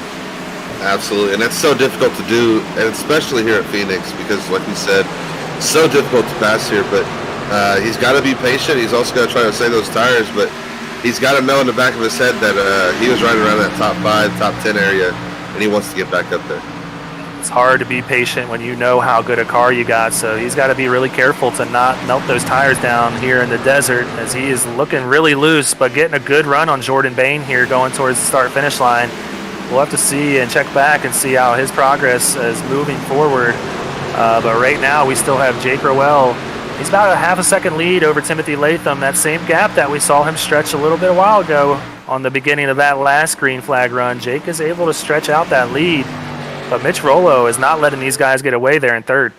Absolutely, and Mitch Rollo looks like the guy that may have learned the most from that green flag run. Like you said, Rowell was able to pull away from the first two that we had, so staying in the picture right now and really just kind of seeing what these guys are doing and taking in that information. So great race so far. Like we mentioned, only 3 cautions to this point at lap 75 for 12 laps. So really clean race for these guys. But right now we got one of those comments that we've been asking for. Sue Novak rooting on Kyle Spees, who we've been kind of paying attention to. So he's getting a lot of TV time, Sue. And I know he's cheering for you out there in the chat. And it must be working because that man is moving. Even though we saw him lose that spot to Brandon Key, he's still up. 19 positions after starting 26th on the day, having a great day for his Filthy Five Motorsports team. So like we mentioned, RSR and Filthy Five right now, the class of the field. He's got one of those Filthy Five cars behind him, and Gabriel Ellison, the newest addition to the team. So I think we got about 3 or 4 of each team in the top 10. We'll have to get those numbers for you from our producer, but yeah, great night for both teams. Absolutely, and Joshua Balliet, they're trying to fight off Shane Good as he's going to drop back to the 16th position. But Good having a great run right now, sitting there in 15th position. And after the last pit stop, found his way in the back, but now working his way up to the front. Shane Good's one of those drivers who's just consistent week in and week out. Very clean driver. If he can keep that car clean, he is going to have a good day. And it's what he is trying to do right now for RSR, who we just got the numbers, 4 RSR in the top 10 and 3 Filthy Five in the top 10. So it's a battle, man. I keep saying that, but we are going to have these team championship standings really, getting dicey. Oh, absolutely. And, RSR has been the class of the field so far, but Filthy Five, they made some changes this week. So they're looking strong tonight and maybe a contender for the rest of the season. And that move may be paying off. Yeah, the hot hand that we've seen for that Filthy Five Motorsports team, Landon Lacey, I believe he might be out of the race after a rough start. He is 57 laps down there in the 28th. You see him on the ticker right there. So that stretch of just, wins is over for him. But his teammates right now really bringing it. The ones that are still out there, there's really, Brandon Browning is still out there, but he's a couple laps down.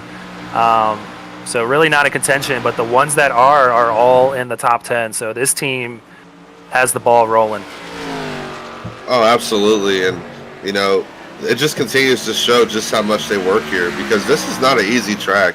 And really both these teams showing their strength tonight, able to avoid the wrecks and really work their way up to the front. And, again, this is not an easy track, so these guys had to put in time. I see Brandon Key putting on pressure to Jacob Smith trying to take over that fifth spot as Scott Healy moves into fourth.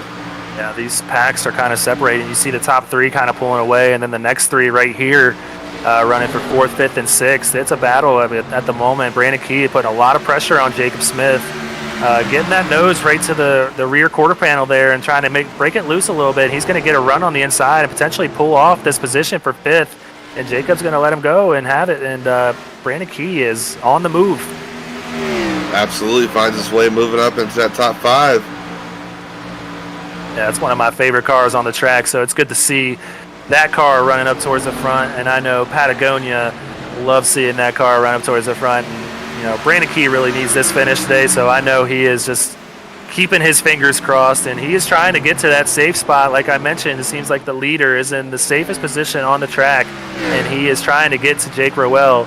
A little bit behind right now as this top 3, like I said, is kind of breaking away from that next 3 back. Absolutely. Jake Roell just continuing to work his way around this track. But, again, Latham not letting him get away too far, keeping him in that earshot. So, this thing could get interesting. We saw it go about 20 laps, and that's whenever Latham really turned it on. So, we'll have to keep an eye on him. So, Jake did learn a lot from that last run, and, He loves this track, as he said, but there's always a learning curve at every track, and things are always changing. So it's a very hot track out there right now. Maybe he's not used to running the 110 track team that we saw early on in the race, down to 97 degrees right now, but you wouldn't know it by some of the battles that we're seeing right now. Dean Brummett kind of fell back to begin this race, running in about the teens, but so far he's moving up since that last pit stop. He's up to 8th and really putting pressure on one of those cars that they're contending with right now, another Filthy Five car, that 27 machine of Gabriel Ellison.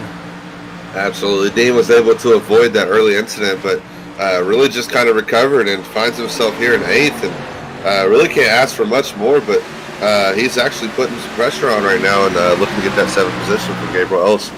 Yeah, I see Brandon Browning there on the inside, just letting these cars go by. He took on some damage in that first incident that we saw before the caution came out, so he's like one of those cars, like we mentioned David Duke earlier, not having the speed anymore with the damage, but you know, he knows what's on the line right now and that his team needs every point that they can get. So it's great to see him still out there running. But right now we're going to take a look at Tristan Bailey making a pass on his teammate Brad Herman, who's still able to keep a top 20 position without a nose. So impressive by him, but you see that car is wicked loose right now. So Bronco is trying to make up some ground on the field like we keep mentioning as well. Tristan Bailey trying to move his way up towards the front. Absolutely, and he finds himself right now in 18th, but really just got to stay to it and really just keep his nose clean. But yeah, hats off to the car behind that you mentioned with the no nose, man. He's pushing it right now. There's someone we always see in chat, Rose Brummett, cheering on Dean Brummett. I'm imagining that's her son. Not sure, but I'm going to take a wild guess. Yeah, we're always cheering on Dean Brummett up here in the booth. I love hearing his commentary, so you know, we're always rooting for our co-commentators out there on track and hoping that he has a great finish tonight. And like I said, one of the best strategists that we see week in and week out. This is one of the smartest drivers we have out there. He will baby that car around, but he will do it in a fast fashion, picking up spots left and right. And he is doing that right now, like we mentioned.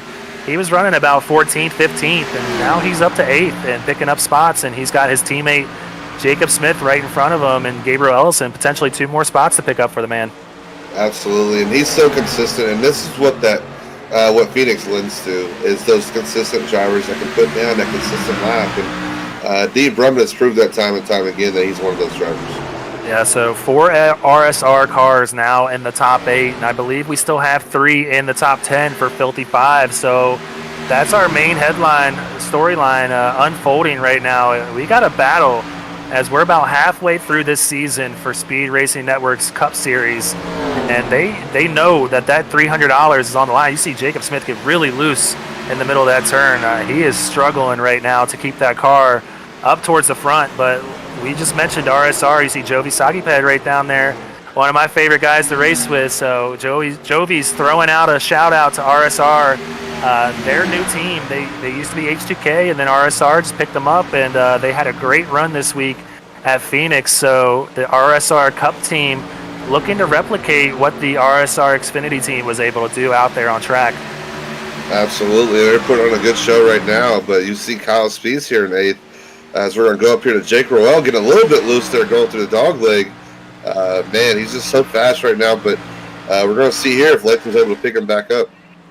Now I'm going to have to ask our producer if we could take a ride on board with Jake. It seems like he is whipping this thing around the track, and I just want to show, you know, if he goes down there on the apron, just the level of degree that changes from when you're on track to that apron. It's something that can make you wreck. We saw it happen in the truck race, getting, I believe it was Vincent Cortez caught up in a little bit of an accident, but that can make you break loose so easily from that, you know, just a little change in degree on the track.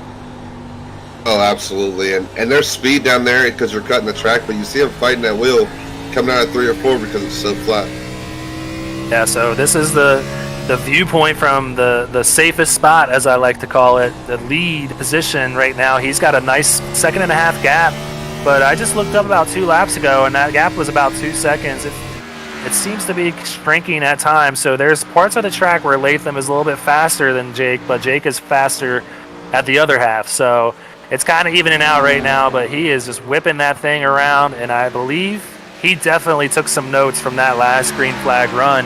as we're nearing the 30 lap green run right now.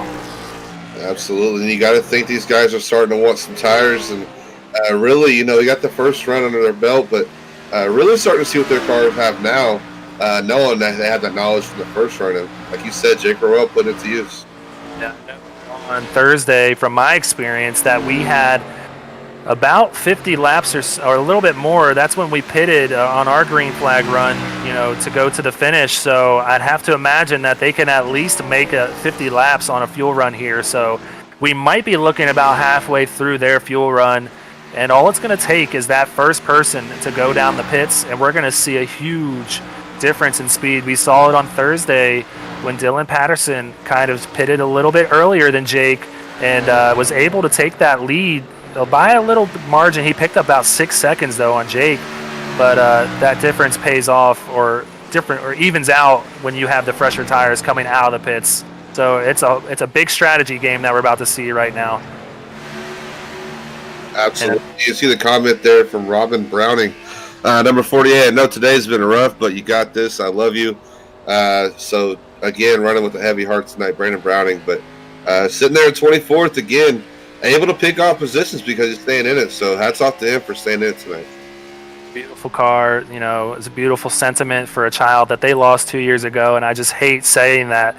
I can't imagine the pain that they are going through as a family today, but I love that they are celebrating the little girl and their memories. So definitely rooting for Brandon, even though he's a few laps down right now, still running 24th. And, you know, his team right now is going to be running in memory of his little girl too. So they are having a great showing right now, and I know by the end of this race they will be in contention for a win or a great night at the least.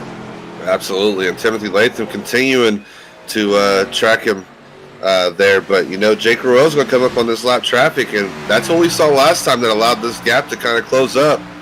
Him catching these lap cars just a little bit at bad times. So we'll see if it plays another factor in this one. Just about 5 laps ago, the gap was about 2 seconds. It's down to a second now. So this is about that time that we saw in the last green run where Timothy Latham, like you said, was able to run him down. But Jake Roell, you see him passing that 42 car and putting Holtzer, our individual points standings leader on the season, a lap down. So kind of uncommon territory for him as he has finished every race that he's run this season in the top 10. I don't think that's going to be happening tonight. He's way up there. Yeah, I think he went high there just to give Latham enough room to go wherever he needed to. But unfortunate night for James Holtzer. But again, another one of those guys that are fighting for every position, knowing that he's in that lead or in second with drop weeks. We got Greg Joyner around right here for our 4th caution on the night.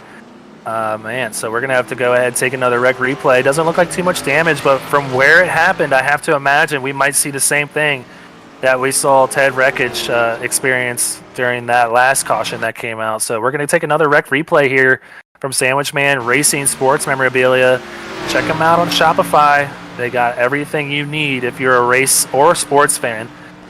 So we're going to go ahead and take a look here. We just mentioned Ted Wreckage there on the inside of Greg Joyner. He might get his bumper there a little bit. Might be a little bit of a netcode issue there as well. He gets into the wall, but not too bad. And like we said, a short track, that's going to be manageable. So Greg Joyner is going to have to pull that back down the pits. We're going to take a look from above, see if it was netcode.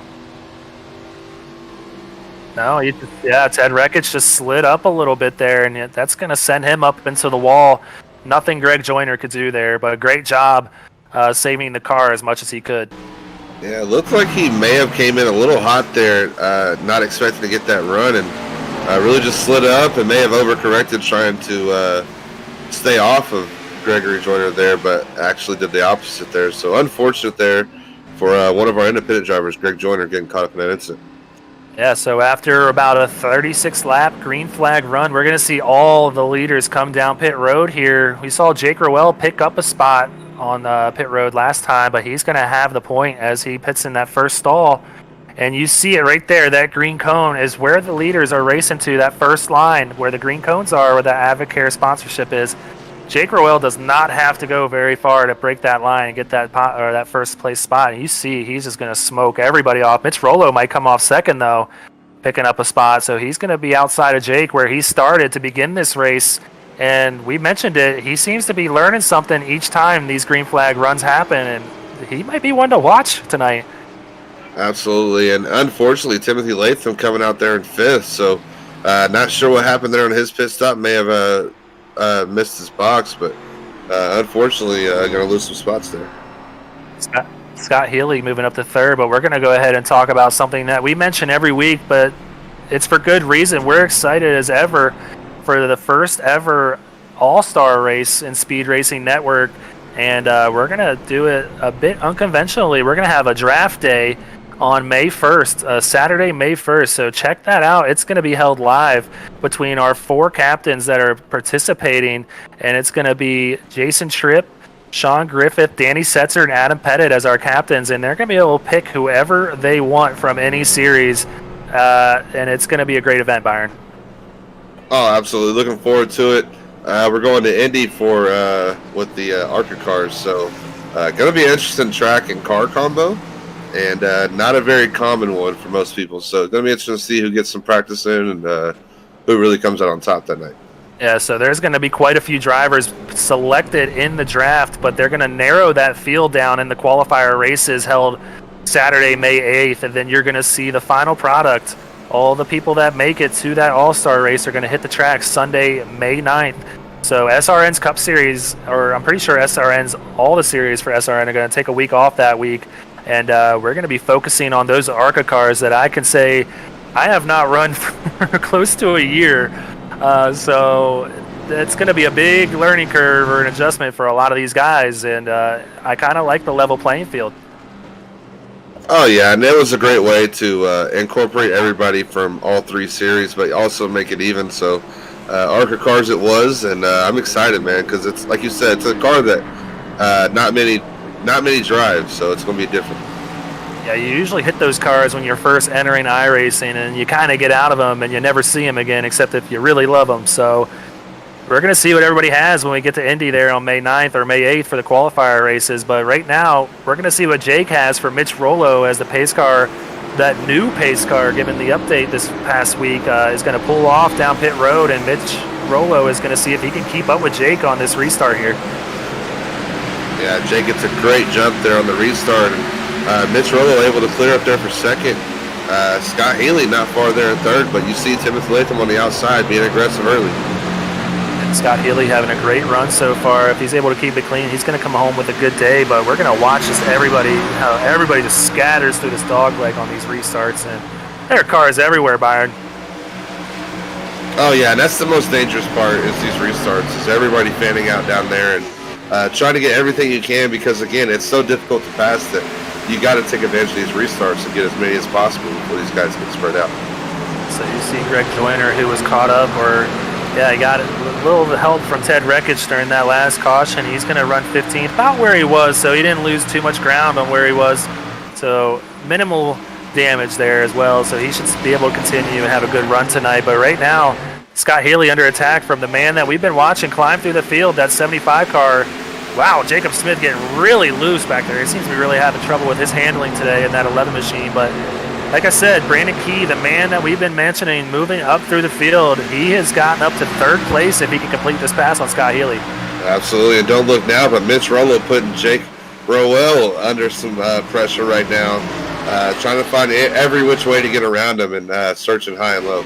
Now, Mitch Rollo is going to have a really good run off of 4 as he really arced the car there, and that's going to get you off the turns a little bit straighter and be able to put the pedal down a little earlier, get that momentum, and he seems to be really exploring the track to see where he can possibly get around Jake Roell. Man, we got a race up front here. Absolutely, and he's being patient right now, not necessarily forcing it, but he seems to feel like that he's figured this track out, and he's using every inch of it right now trying to get around Jake Roell. So we're seeing these leaders just battle as everything seems to be calming down behind them. We'll see if that pays off or hurts Mitch Rollo or Jake Roell, as these guys are running really hard up towards the front as they're putting a gap on those cars behind them. Absolutely. You got to have in your back of your mind, the first run that we had, Jake Roell did burn his tires up. We haven't seen Mitch Rollo in this position yet since the drop of the green flag, so you got to wonder how hard he's actually pushing his tires as well. You see that 5th place car back there too. Another one that we've been paying attention to moving up through the field. Dean Brummett up in the top 5 now, as that pushes Timothy Latham out of the top 5 back to 6th. So Filthy Five starting to move back a little bit, as none of the cars are in the top 5 anymore, and we have 3 RSR cars in the top 5. So they got to take note of that and try to get those positions back, as they're going to be losing some ground on our leaders in the team standings. Absolutely. Lost a couple positions there on the pit road, and ultimately it cost him because he got back in this dirty air, and Latham just has not been the same since the drop of the green flag of the last restart. But Dave Brummett taking advantage and moving up here to 5th position and trying to track down Brandon Key. Yeah, some of these drivers I know have been taking note that the last 2 green flag runs have been, pretty good, 30-lap runs at least. So we're seeing Sean Kozier down there rooting on his team. He's a Rev Racing guy for the Truck Series. One of our teammates, we love the man, so he's rooting on Brandon Key in the 75. Go 75 Key. So I think he hears you, Sean. That man is moving towards the front. The gap's definitely widened between him and Scott Healy, but I have to imagine that, like I said, these guys know how these last 2 runs have gone, and he probably, took note of that and is taking it easy out there at the moment. Absolutely trying to save those tires for that long green flag run, because they should be able to go with maybe one more stop, depending on how that fuel cycle goes. So Brandon Key kind of setting himself up for the end of this race, and really just gaining his position and holding his ground. It's kind of crazy to think that we've only seen 4 cautions so far after our first 2 series had a little bit of trouble out there on the track. So this race is just flying by. We're down to 85 laps to go, as we are on lap 115. You see Rowell Smith Racing there, all 5 cars in the top 10 currently. So, they only score 4 of the 5 cars for points. But regardless, they are coming away with a great day for RSR. That's what you want to see. Absolutely. And, as a team captain, you got to be happy seeing your cars perform and really just being strong and really being the class of the field tonight here in Phoenix. So Jake Roell leading the way right now, holding that torch for Rowell Smith Racing, but the rest of his team is holding up their end of the bargain as well. Definitely. So having a great night there after, picking up a little bit of an Xfinity team on Thursdays as well. They had a great day, like I mentioned a little bit a while ago. Ryan Ducom and Jovi Sagiped, they had a really good run this weekend. Jake Roell was out there too, running as an independent part-time driver in the Xfinity Series Thursday. We saw him lead roughly 130 of what was a 162-lap race. Made a little bit of a bad call, as I would like to, in my opinion, but, he took a chance, went to go get fresh tires with about 6 laps left on a green flag run, and he just couldn't get back up towards the front in time, as he was, back in 16th position after the top 15 didn't pit. So he definitely learned his lesson from that and will bring that into tonight's race. But right now he's doing what we've seen him do all night, stretching that gap on that 96 machine. Absolutely. That's one of those advantages as well, getting to go down to that lower series and get to run the track. He made that call last night, or the other night, but he may not make that call tonight, knowing that what he does now. So that's always great information to have, and tonight he's having a great run, and I know he does not want to see a yellow the way he's been driving tonight. So hopefully this thing stays green.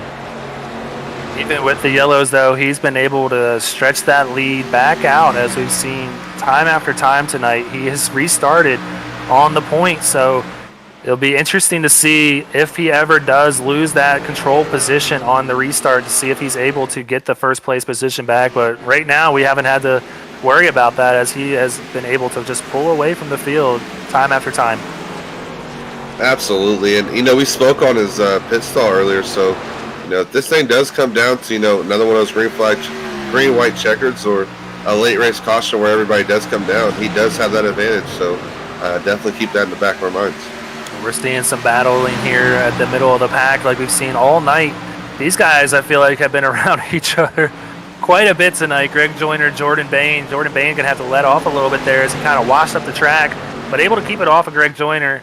They're doing a good job racing side by side right there, but Jordan Bain's going to not have the momentum getting off on the inside there out of 4, but he's going to still keep working on that 82 machine of Greg Joyner, who's moved up from the Xfinity Series to run in the Cup Series here at Phoenix this week. Absolutely. And, Jordan Bane having a great run tonight, sitting there in 16th. But all in all, his car was clean, which is more than what half the field can say. So at the end of the day, he's having a great run, and hopefully to find himself in that top 10. He's going to take another look here to get that inside position, but Jordan, like I said, is one of the most patient drivers I know, and he's just going to really try to bring that car home clean for Sparkle and Shine and next Diag. First race on board with Jordan Bain after he had a really good run last week at Las Vegas, finishing in the top 10 in his first race in a league. So he was running independent last week, and I know for a fact he had an offer from about 3 teams or 4 teams to join on board for the team standings, and he chose Rev, so Rev's got a good one, and he's keeping it clean so far for them. But right now we're going to take a look at Jacob Smith, who's fallen back a little bit. We've seen him struggling with the handling of that 11 car. He's running right in front of his teammate in that 24 machine. Like we mentioned, all the RSR cars are running the top 10, so pretty much anywhere you look, you're seeing an RSR car out there. Absolutely, but don't look now, but the 91 of Ted Wreckage back there in 10th place. Trying to catch up to this group here and put a little bit of pressure on him, but able to recover from that spin earlier. We saw where he was able to stay off the wall. So all in all, maybe a frustrating night, but you look up, you find yourself in the top 10 with 75 to go. You can't really complain. He's doing what he has to do to get back to where he was, and he's doing it very patiently. Right now, though, seeing this race for third kind of getting a little tighter right now. Scott Healy right now, third place car. Another one of those RSR cars that we mentioned in the 4th place. You got Brandon Key in that 75 machine, who time after time we've said tonight he's just got to finish. He's had a rough couple of weeks the last week, and we know for a fact, being in our Rev Discord chat, he's been a little deterred. So he really needs this, and he is trying everything he can to keep that car in the top 5. But right now he's going to be under attack from Timothy Latham after he broke loose a little bit on exit of 4. Might have to let him go here just to not burn the stuff up. Absolutely, and Latham, one of those cars that comes alive on the long runs. And you see him here now moving up in the top 4 and has his eyes set on Scott Healy. So I expect him to get to this bumper here shortly and possibly be competing for that lead again. He could be trying to do what he's done time after time tonight as these green flag runs go on. We're about 22, 23 laps into this one.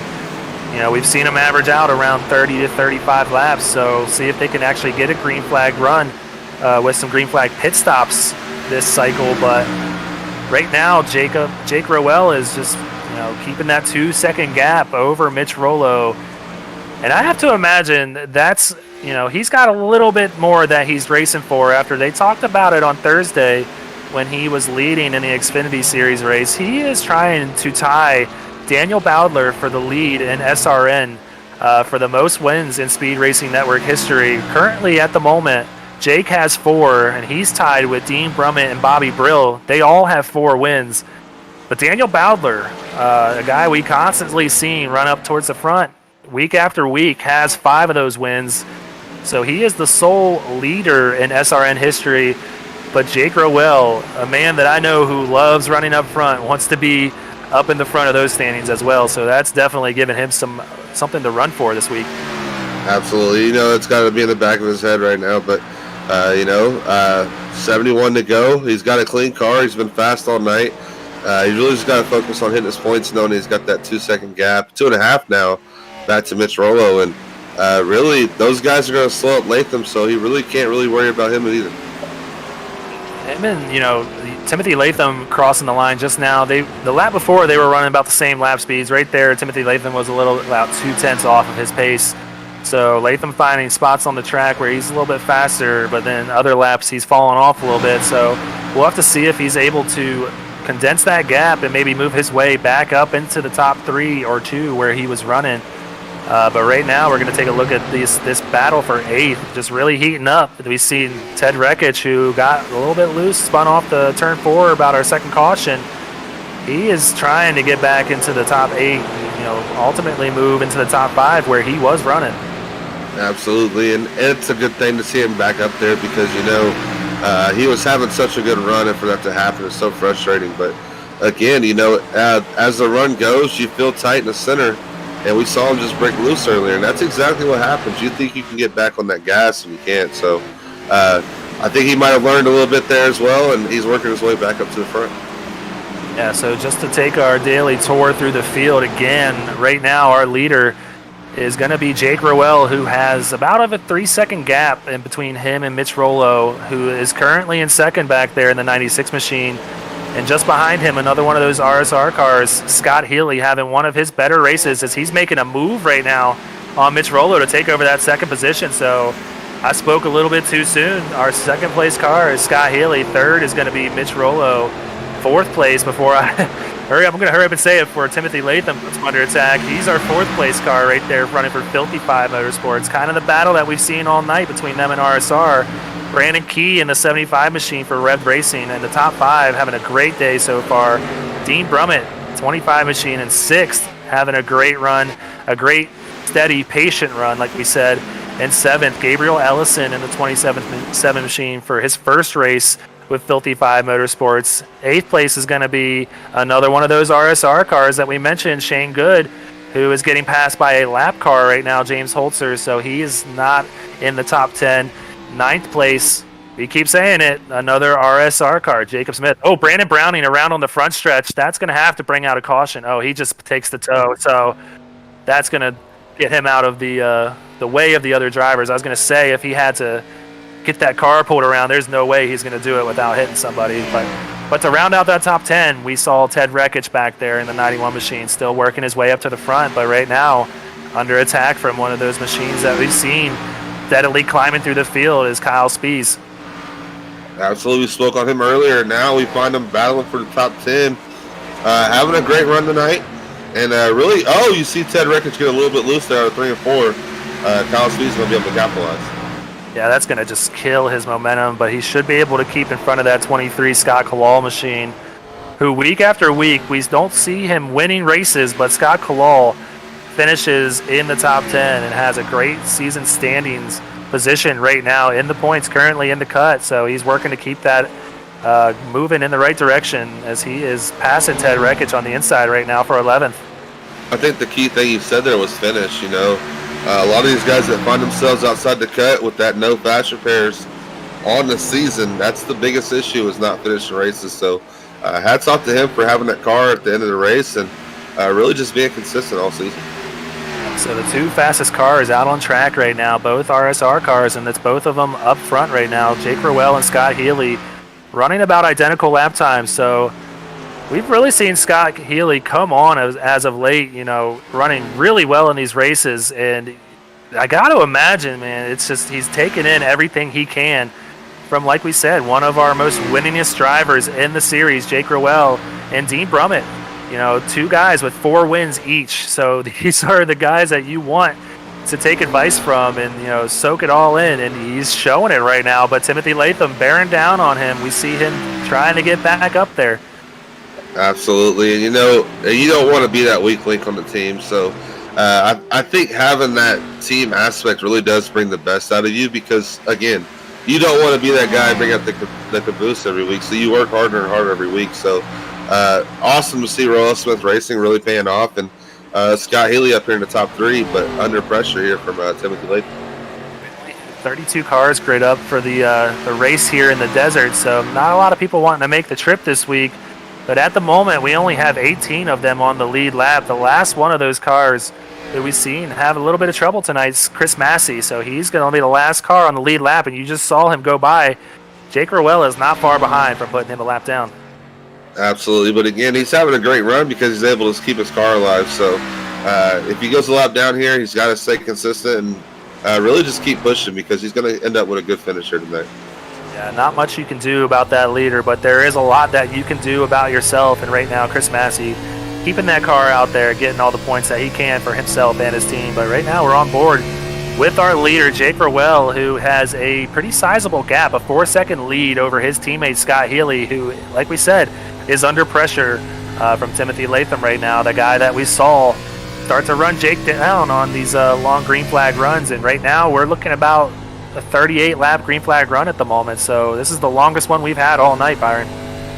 Absolutely. We get closer and closer to those green flag pit stops, and you got to wonder with the lead that he has that, you know, Latham's got to start thinking about strategy. If he does end up getting by Jake Roell's teammate, does he get up to the front and Kenny doesn't have enough time to even catch him. So there's a lot of factors here with Jake Roell leading this big and staying green. So strategy is going to be coming up. 58 laps to go. We are definitely getting close to that window to make it to the end. So all it's going to take, like I said a little while ago, is for that first car to come down the pits and really set up everybody else to see when they want to go down, because that time difference is going to be huge. We mentioned it,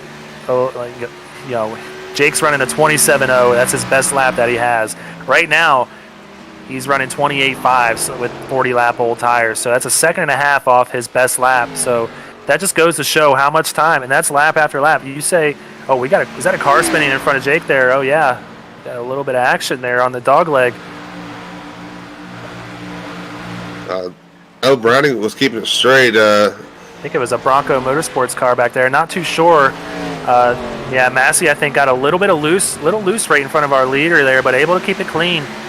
So we're going to keep it green here. We might be seeing those green flag run, or that green flag pit stop, come really soon, as it seems these tires are really falling off.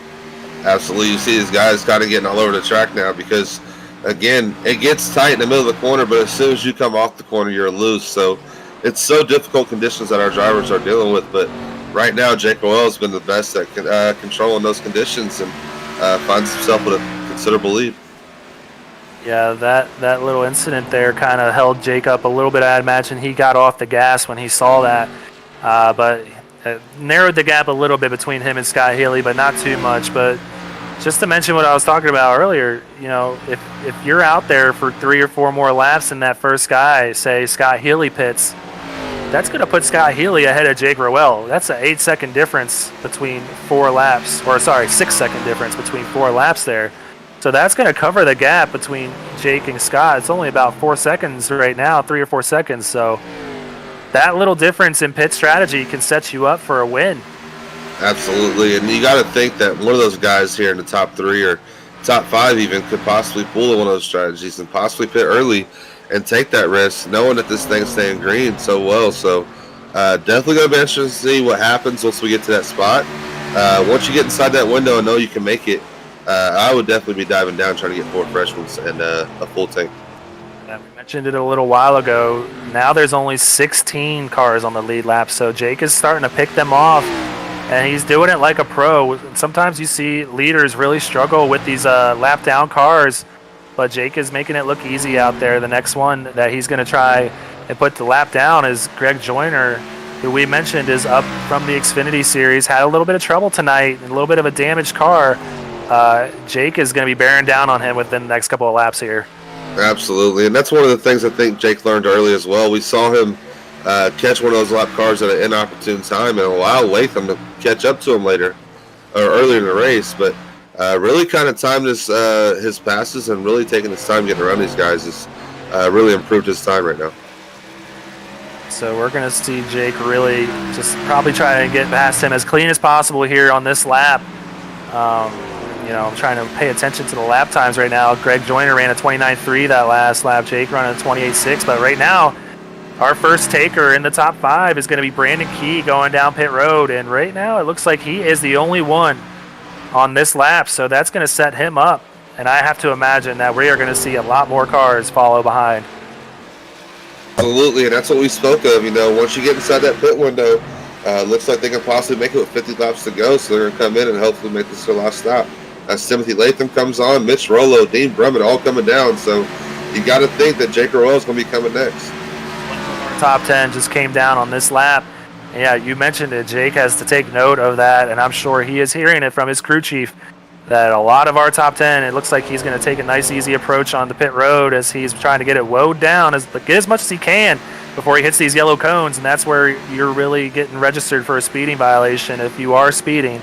So him and the rest of his RSR teammates, we saw Dean Brummett come down, Jacob Smith right there. Wow, he really had to back it down there, so we'll have to see if he gets flagged for that or not. But if not, he really picked up some time.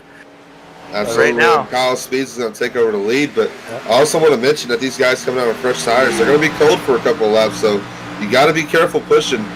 We saw a couple of those cars in a couple other series that ran into that issue, so definitely got to be careful coming out of these fresh tires. This is the really fun part of green flag pit stops, though. You have an opportunity, say Kyle Spees, who was running, right at the end of the top 10, maybe 11th or 12th, who has that opportunity now to stay out on track and maybe pin some of these heavy hitters down a lap or back in the field to the point to where if a caution does come out, not to make a broadcaster's jinx here, but he's not even going to test that water. He's going to come down to pit road right now, but you do have the opportunity to maybe get a lucky draw here and get a caution flag. So we'll see if somebody does that. Absolutely. It's a strategy definitely you can play out here because it is a short track. But Car parked on the front stretch, but he takes a tow. Chris Massey there was having some trouble, but he takes a really quick tow to not cause any trouble within the field. So his day might be done. But right now you see Greg Wellen potentially executing that strategy that I just mentioned. Absolutely. It's so difficult to do here at a short track because, you can go down 2 laps if you pit at a certain time if those leaders aren't fast enough. So staying out, he is losing that time. If he doesn't catch that yellow, I would say within the next 5 laps, he's got to come down or he's going to lose plenty of positions to these guys. You see another one out there, Jordan Bain, also doing the same strategy just behind him. That's our second place car currently, trying to stretch that fuel run out as much as he can. I think we're going to see Greg Wellen come down pit road here as he's peeled off, and Jordan Bain will now be our leader.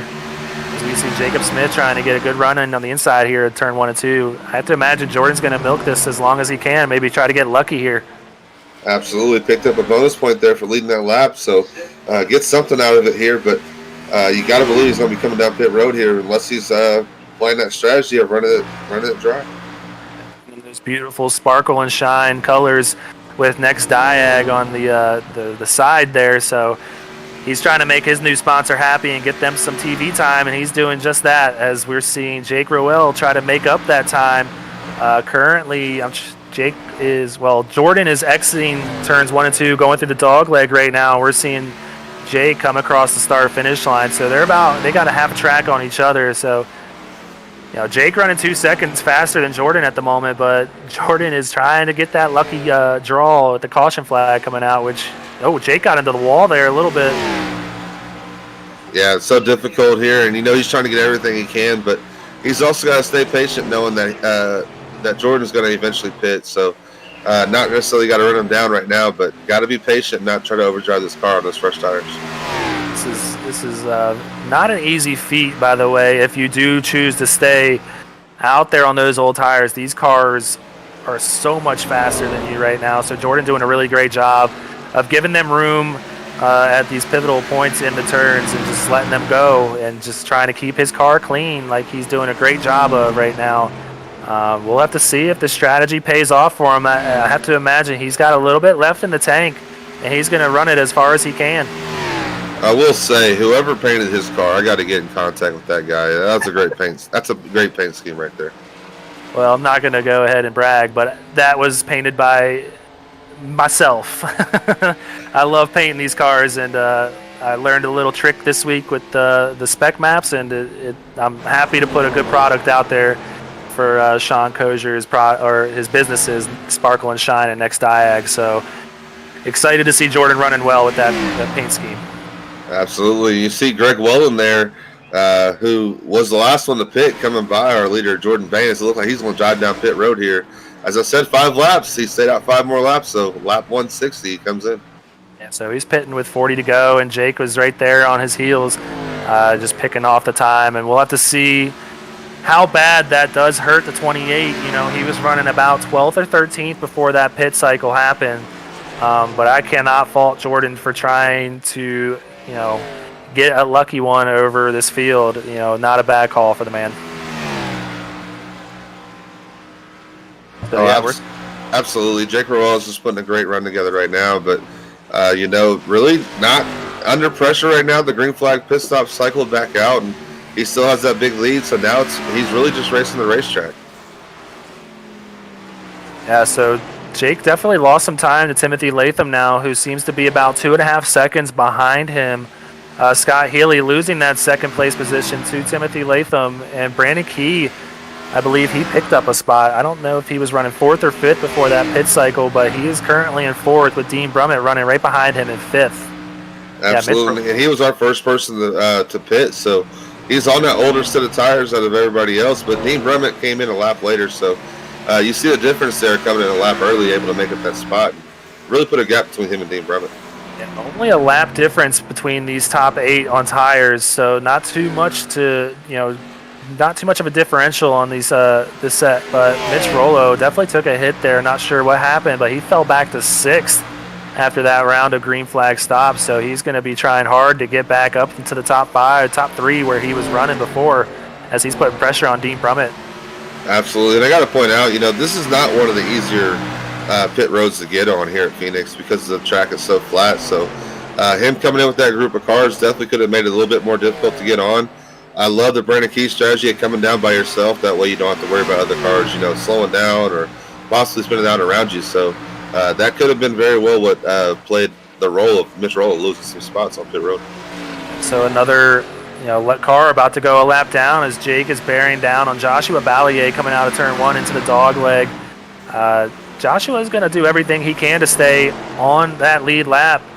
So that could definitely hurt Jake Roell's time. But you see Sue Novak there giving us another shout here for Filthy Five, saying Filthy Five rocks. And yeah, they've had a really good race tonight, and a really good last couple of races. So they are definitely rocking the standings as we're seeing it. But right now, RSR is doing what they have to do to try and lengthen that gap. Absolutely, and really, you see Gabriel Ellison here, Filthy Five Motorsports car, sitting in 7th, having a great run, first race with Filthy Five, and really just continue to do what he's done all year, which is be consistent and riding his top 10. And really just hats off for him, moving over to a new team and showing what he's all about. Yeah, so just to cover, the last person to pit in that last sequence, Jordan Bain, he did fall a lap down after being on the lead lap before that cycle of pit stops. He's that next car behind Jake. So that's another car that could give Jake a little bit of trouble because I know Jordan is going to be trying to get that lap back. As you know, Joshua Ballier just went a lap down, so if a caution was to come out right now, Ballier would get that lucky dog position, and Jordan would be really, out of luck, to say the least. So I know he is digging to get past that 74 and past the 9 to get that lap back. So that could really also help Timothy Latham's case here, but Jake is definitely lengthening that gap on that 5 machine. Absolutely, and that's the part of the strategy that pays out. If you do stay out, you're going to have those fresher tires, but you're also trying to stay at pace with that leader, just in case you're not able to get by him. But every car he gets by, you're now pressed to get by him. So going to be interesting to see if he's able to get around him for that lucky dog spot. Yeah, so just to kind of race recap right now, you're seeing our leader, Jake Roell. He's led just about every lap tonight, it seems, but right now only 13 cars on the lead lap, and we've only had 4 cautions tonight for 16 laps. So these Cup guys are putting on a great show at what we thought was going to be a really long night. These guys are proving us wrong. Oh, absolutely, and that's no knock to their talent. It's just how difficult this track is.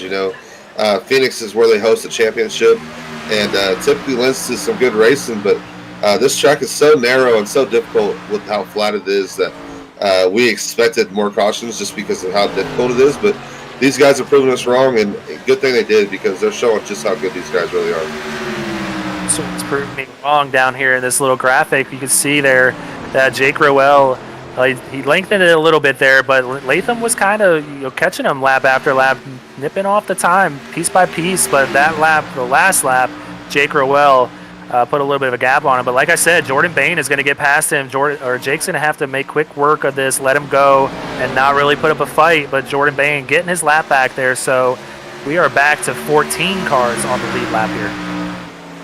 Absolutely, and lucky for him, if that caution was to come out, he's now back on that lead lap, which is so key. But it's going to be also key to see how he uses those fresh tires to possibly catch some of these cars and try to find himself back in that top 10.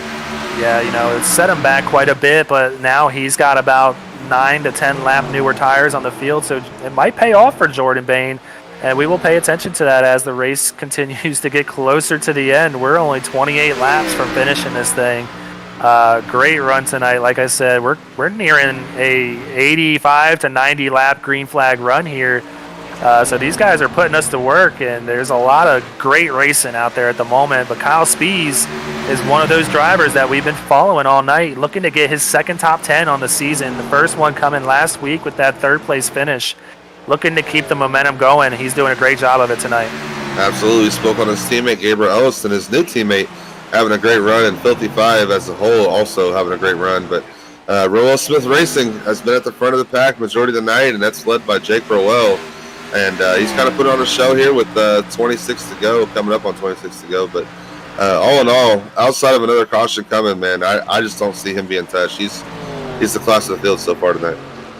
Yeah, thank you for giving me Jake Roell in our picks earlier, taking Jake over the field, and it's looking good for me so far. But I never want to sleep on that number 5 Timothy Latham machine. He has done it before. You know, both of those drivers have 2 wins on the season, him and Jake. So we know that they both have the talent to do it. So I'm just never sleeping on the man. And right now you can see, you know, it just changes from lap to lap, you know, who is either lengthening the gap or making it smaller. And we'll have to see what happens after this one, after Latham crosses the line. Jake able to stretch it out a little bit more there. So Jake definitely has the momentum right now. Absolutely. I will point out that you can see there that he does have an open track ahead of him outside of Jordan Bain. So really just has a clear track right now up to probably about a 2 or 3 second gap to the next car ahead of them. So he's got a clear track here, and I think he's going to set sail here on 25 to go. Now 24 to go. Jordan Bain around on the front stretch. We'll see if it stays. Oh, caution is out. Let's Caution just out. take back everything I just said. Oh, man. Oh, man, you hate to see it. Like I said, Jordan was having a really good run, able to keep the car clean for the most part, able to keep it moving for the rest of the race. But we're going to go ahead and take a look at our 5th caution, the wreck replay brought to us by the Sandwich Man Racing Sports Memorabilia. And I have to imagine those colder tires probably sent Jordan around on exit here. So hard to save it, yeah. Oh, yeah. Once that thing gets loose, you almost just got to put the brakes on because overcorrecting it would have brought him back into the track. So heads up there, knowing that the leader was behind him and keeping it down. So unfortunate for him, but heads up play there for keeping it low and making sure that Jake Roell is safe there. Yeah, worst part about it is the caution came out after the leader got by him, and Joshua Ballier was able to get past Jordan Bain as well. So Ballier is going to be our lucky dog, and Jordan Bain is going to be the unlucky dog, to put it lightly, and he's going to be trapped a lap down. The first car a lap down, but still a lap down nonetheless, so not what he wanted. But Jake Roell is going to have a nice lead heading into the pits here. He's got about 7-8 cars between him and Timothy Latham, so he's going to really have to botch this entry into his stall to really lose some positioning after this pit stop here. Absolutely. We've seen him take advantage of that pit stall all night, so I expect nothing different here. If you're Latham, you want to come out second, you want to get that jump and really just be right there.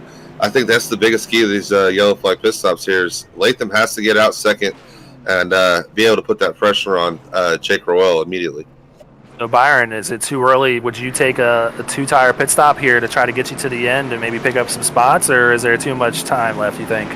Oh, no. I'm taking 4. I always said I'd have 4 new shoes than 2. Just the way these cars handle on 2 tires and the way how loose this track is, I wouldn't trust it, especially with 22 to go. But, you know, we're going to see what we got. You know, these guys came out here with 4 tires, and we're going to see who the best driver is.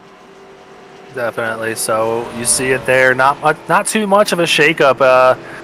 You know, coming out of the pits, or Jake, like we said, had a huge lead on Timothy Latham coming down pit road. He really didn't have much of a chance to lose that first place position. And Timothy Latham able to come out in second as well, with Scott Healy just behind him, and Brandon Key in 4th and Dean Brummett in 5th. But yeah, as you see it there, our 5th caution of the night. Still a great race by these guys so far. Absolutely, and don't sleep on Dean Brummett sitting back there in 5th right now. He's had a quiet night, and he's moved up here to 5th. I know he pointed him out a couple of times, but he's been here all night, you know, and he's really had a solid night and got the 4 fresh ones, got the pack regrouped, and I think he'd be a little bit aggressive here and try to get to the front. Yeah, one of our biggest winners on that set of pit stops, looking like it's Kyle Spees, who was able to move up from what was 11th place to 9th. So picking up 2 spots on pit road, that is nothing to write home about, man. That he's got a good chance, of pulling out a good finish again today. And that's how you do it. You pick up spots on pit road, and you really practice that entry into your stall just to get everything you can. A lot of positive momentum heading in his direction. Absolutely. He's one of those cars that's quietly moved his way through the field and finds himself here with 20 to go, and the field's restacked. So he's definitely got a chance to move his way up here, and I definitely don't think his night's over by any stretch. We're going to get those cars that are ahead of the leaders. Jordan Bain there taking the wave around. Not sure who else it was up there, but those 2 cars are going to get a lap back. Right now, though, another storyline to cover is Jacob Smith. He got 40 seconds of damage at some point. Had to take a lengthy pit stop to fix that. He's back there in 12th place right now. So we've seen him struggle with that car tonight. He is going to try to get his way back in the top 10, but we only got 20 laps to go as Jake Roell is going to bring them to the start-finish line here for our 5th restart of the night with Timothy Latham right on his outside. Can't imagine Timothy Latham's going to let him get away too far here. It's go time, Byron. Oh, absolutely. Jake Roell gets a great start there. Timothy Latham able to clear Scott Healy there for second. Brandon Key on the outside going to fight hard, though, for fourth. Watch these cars scatter and try to get everything they can through this dog leg. There is no time to give now. I mean, these guys are going to be trying to get every position they can, so they're going to be doing everything they can to get by each one of these cars. So right now, able to keep it clean on this restart, but you see them 3 wide back there in turns 3 and 4. Absolutely. This is where it's going to start getting a little hairy. Come out of 4. Mitch Rolo gets a little loose, but able to save it. Just lost a couple spots there, but that's where it's going to start getting hairy as these guys come out of the corner trying to get back on that throttle just a little bit too quick and gain those positions. And it cost them about 4 or 5 spots. One of those cars we've seen running in the top 5 all night, now sitting out, or he's sitting in 10th, I believe, or maybe just outside. He's under attack, though, from Jacob Smith, so he might fall outside the top 10. That's really going to hurt it. Ted Rekich taking a spin there. Might have another. Oh, he's stuck on the wall. We'll see if he stays green. He's able to keep going, so we might stay green here. Yeah, just one of those things I talked about. These fresh tires, they're so cold, and these guys are trying to get everything they can, and they just get back on that throttle just a little bit too soon and go spinning. So you got to be careful coming around these corners. Just save it. It was a very impressive save by Mitch Rolo, but you see one of our best drivers in the series, Ted Rekich, able to save it to an extent, but still getting caught on the wall there, and that's going to put him back in 15th now. So not the night that he won it. He's going to be really hoping for a caution here, but one man that is not hoping for a caution is Jake Roell, who we know has that short run speed, and right now he is showing it as he's got about a second gap on that second place car, Timothy Latham, already 5 laps into this run. Absolutely. He showed his strength all night, but this is getting to the point like we saw Thursday where he doesn't want to see that caution to where he has to make that decision. So he wants to stay green. He has that short run speed, but if this caution was to come out, man, that would just be terrible for Jake Roell to have to make that choice again and possibly stay out on old tires. So this race is far from over, and there's still a lot of strategy left to be played with. Absolutely, but we got 15 laps to go, so this is going to fly by if it stays green. So if Timothy Latham is going to make his move, he's got to make it now. But, you see Scott Healy running back there in 3rd, not really letting them get away too far. He is definitely in contention for a win tonight. If he can keep that car clean and out of trouble, there's anything can happen. So that's what he's doing, what he has to do to get that top 5 finish and possibly a top 3 finish tonight for RSR, and a great night for RSR nonetheless. Absolutely, and that restart was so key because Scott Healy put so much pressure on Latham.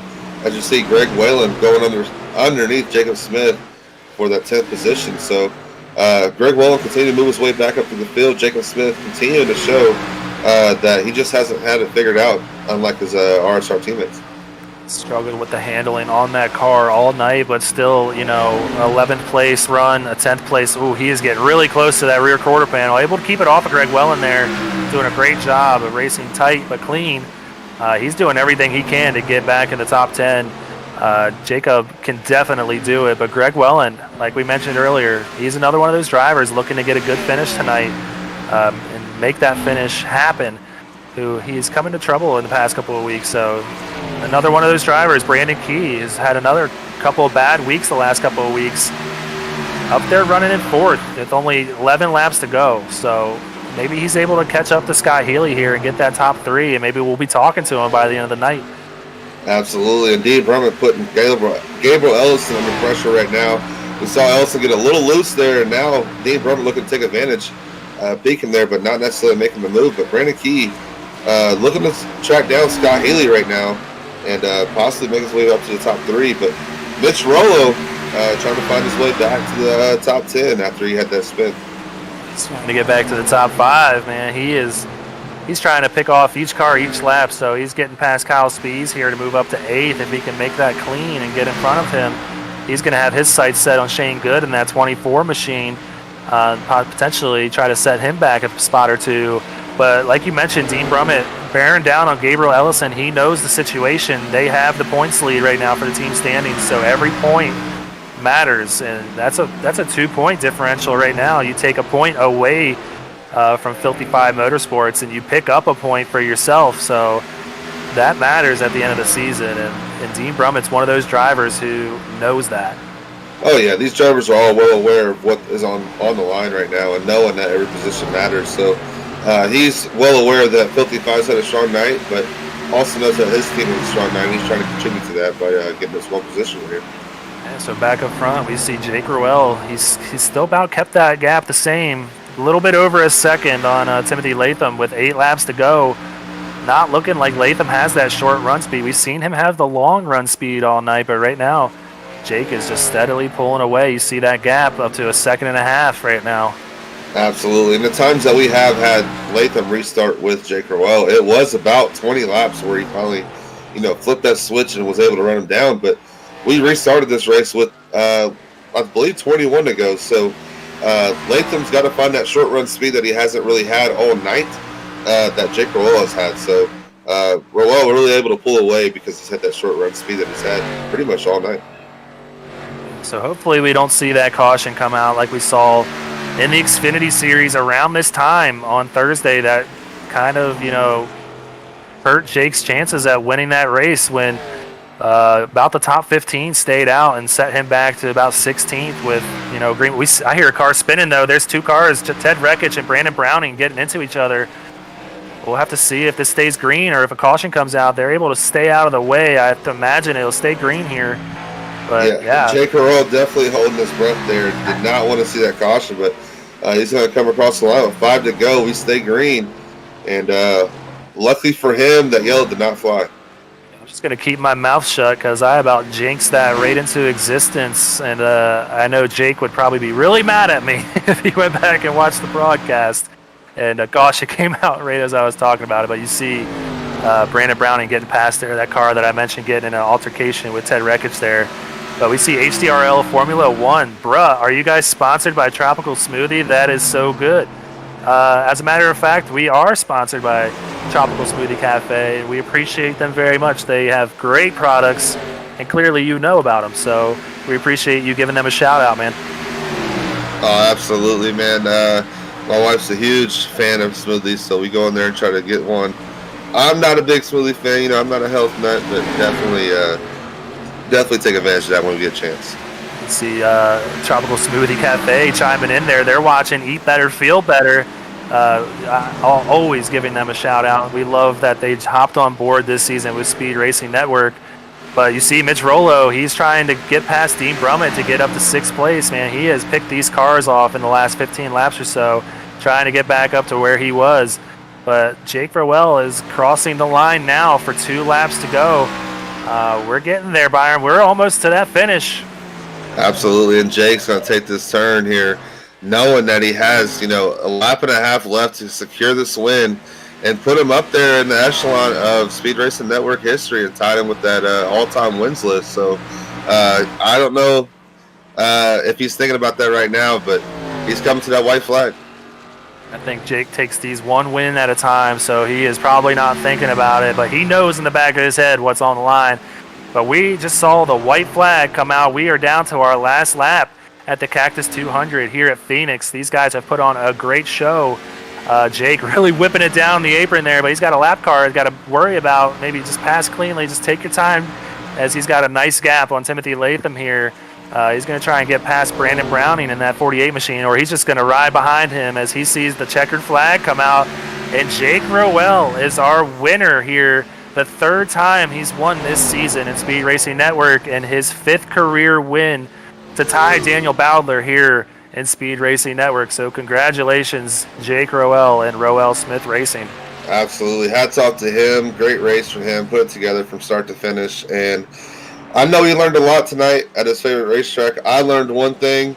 If Greg Olynyk gives you the field versus Jake Roell, you do not take it. You see a lot of respect coming from Timothy Latham there as he gives a little love tap to Jake Roell. But I have to imagine all RSR cars are going to be here celebrating on the front stretch with Jake. They had an absolute fantastic night. I'm trying to get the numbers right now as I look at the standings, but I see 4 cars, or they have 5 in the top 11.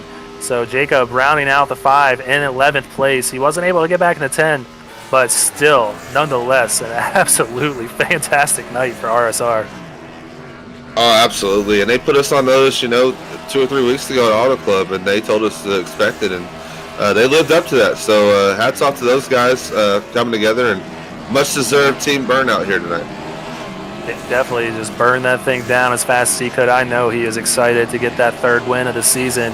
The most wins on the season now. We had a few drivers tied at 2, him, Timothy Latham, and Landon Lacey, but now Jake owns the most wins on the season with 3, so that's definitely something to brag about.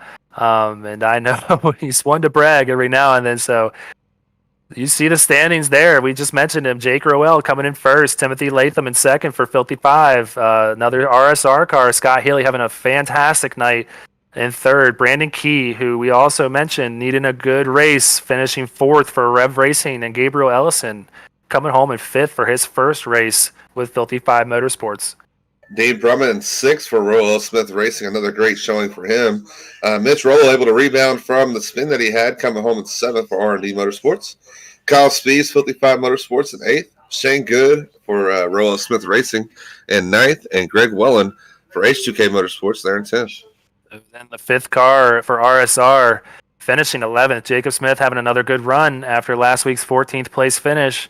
12th place is going to be Scott Kalal, one of those consistent drivers that we mentioned for Team SRN. A good run for him tonight. Our independent driver, Joshua Ballier, having a really good run. You saw him go a lap down, and he was able to get it back and finish 13th. Ted Rekich, who really had a rough finish to this race, coming home in 14th for Team SRN. And Jordan Bain, his first race on board with Rev Racing, getting a top 15, coming home in 15th. Jordan Saylor's there in 16th for R&D Motorsports. Greg Joyner, our other independent driver, coming home in 17th. Thomas Rutherford for R&D Motorsports in 18th. James Holtzer, who came into this race 1 point out of the lead, coming home in 19th for Team SRN. Disappointing night for him. And Brandon Browning for Filthy Five Motorsports in 20th. Yeah, so just a little race recap before we jump into interviews here. Only 5 cautions tonight for 20 laps in this 200-lap shootout in the desert. So great showing by these Cup guys. 32-car field with 15 cars leading on the lead or finishing on the lead lap. So a great run by these guys, and they proved us all wrong. So we're going to go ahead and bring Scott Healy into the booth with that number 64 Rowell Smith Racing machine. And Scott, I mentioned to the audience that you run consistently in the top 10 week after week, but finally able to break into the top 3. Tell us about your run today, bud. Well, I mean, I wasn't sure how I was going to run with Phoenix. I'm not really great at this track. I try to run consistent lines with everyone else, try to follow their lines, try to get faster over time. So that's how I did it. Well, you put together a great run. The Rowell Smith Racing, 5 guys in the top 11. Your whole team finished in the top 11, man. What does that speak, not only for them to have a consistent run, but for you to finally break into that top 3? And really, what does it say for you guys moving forward? Feels great. I mean, I know I had, a couple of rough races in the beginning. But Jake, Dean, Shane, Jacob, they all help me out. They all get my mindset focused. And, that's what I bring to the racetrack, and that's who I came in third today. Talk about how much just having, three guys with over 10 wins between Jake, Dean, and Jacob Smith, in SRN history, how much does that help you out week after week? You got to just be soaking up all the information like a sponge. Absolutely. Jake is very great at long runs. So is Dean Bummer. So both of them, with their communications and everything, it helps me out a lot. Awesome. Well, before we let you go, Scott, is there anybody you want to give a shout out to? I like to thank Crete. I know my dad works there, so I like to have them on board as well. My family for watching, you guys for hosting an amazing broadcast, and then my whole team, Jake, Jacob, Dean, Shane, all of them, they do an amazing job each and every week. Great run tonight, Scott. We're so excited to have you up here in the booth and getting that third place finish, man. We expect to see you up front and winning some races soon, so go celebrate with the team, man. Good run tonight. Absolutely. Thank you, guys. All right, you heard it. That was our third place finisher, Scott Healy for Rowell Smith Racing. Their top competitor right now, our second place finisher for Filthy Five Motorsports, Timothy Latham. We see him in here week after week in that 5 machine. So, Timothy, tell us about your race today. The race was really good. It felt good to be back on the podium. I know last week I probably should have made some different decisions and finished first, but I'm glad to be back out here and where I belong. And it was fun racing with Jake there. I felt like if we didn't have so many lap cars between us, I think my pit stop or my pit road was, like 5 to 7 tenths quicker than his. I felt like if we didn't have that many lap cars between us, I might have been able to beat him out of pit road there at the end. We spoke to Scott Healy about, Rowell Smith having a great night. You guys for Filthy Five had a great night as well. You got the addition of Gabriel Ellison. Kind of speak to what he's going to bring to your team going forward, knowing that that's going to be so key for you guys in that team championship. Yeah, for sure. He's one of the drivers we've been eyeing for a long time, and unfortunately, since Oscar left us, we had to go out and find someone else. And he was one of those guys that we've been looking at for a while, and he was third in points after drop weeks last week. So he's a good person to pick up. He finished top 5 tonight, so I'm looking forward to having him on the team. Well, you guys as a whole for Filthy Five Motorsports have had a crazy last couple of weeks, just picking up points week after week. Tell us what we can expect to see next week in Atlanta. It's one of those tracks. It's a mile and a half, but it's different. It wears out tires really quickly, and you're going to see a lot of guys sliding around like they were tonight. So I can't wait for that. It's one of those tracks that actually got the different grooves too. So you can run the high line, middle line, bottom, doesn't matter. You're still going to be competitive. So I'm really looking forward to that too. Timothy, well, you're used to this run. So is there anybody you want to go ahead and give a shout out to before we let you go? Yeah, of course. Always, every time I'm in here, I want to thank you guys for putting on a great broadcast as usual. I want to thank my team. They did a good job tonight. We gained some points on a few guys. And I want to thank Silverback Tax Solutions and Griffith CPA firm for, having faith in me, putting their logos on my car and, getting this well-deserved airtime. All right, Timothy. Well, thanks for joining us, man. And we look forward to seeing how you run next week in Atlanta. And I expect to be talking to you again next week. You've been running really great. So good run tonight, buddy. All right, appreciate it. See you guys then. All right, so there you heard it. That was Timothy Latham coming home in second place in that Filthy Five Motorsports machine. But we're going to go ahead and talk to our new SRN wins leader. He's tied with Daniel Bowdler now, Jake Roell, in that 9 Rowell Smith Racing machine. Jake, how you feeling, buddy? I don't even know how to put it into words, boys. I'm pretty amped after that. I mean, Thursday night was a little bit of heartbreak. So I guess it was redemption hour here tonight, Sunday night. We spoke to your teammate Scott Healy about Rowell Smith Racing having another fantastic showing here in 11th. You dominated, man. What can you speak on, just your team success and overall just your individual success tonight here at Phoenix? It's we just put in a ton of work. I mean, all 5 of us finishing in the top 11 just speaks volumes for what we've got at Rowell Smith Racing. And then Dean Brummett, when he was doing the Xfinity broadcast, rewatching it, and he had said, Jake Roell being a good, road course racer, kind of helps. And I truthfully think that does help here at Phoenix because there's just a lot of trail breaking and then being able to downshift later on in the run. So just having that experience of, road racing to go along with my oval skills, then you put it on top on a track like Phoenix that I just absolutely love. It just all comes together. I'm obviously showing with all 5 of us in the top 11 tonight. So can't say enough about our team. Yeah, you dominated on Thursday, leading about 130 laps, and I have to imagine you led about 190 tonight or so. I know Dean Brummett's on your team, and he's got 4 wins in the series, and Jacob Smith has a couple of wins to his name too. And we spoke to Scott Healy on it and about how it helps him. How does that help you, Jake? Even though you're now tied with Daniel Bowdler for the most wins in SRN history, how do these other drivers help you out? For me personally, it's just a number. I don't really think about it. It's just, if you worry about that number too much on yourself, you're just going to not race the way you should be racing.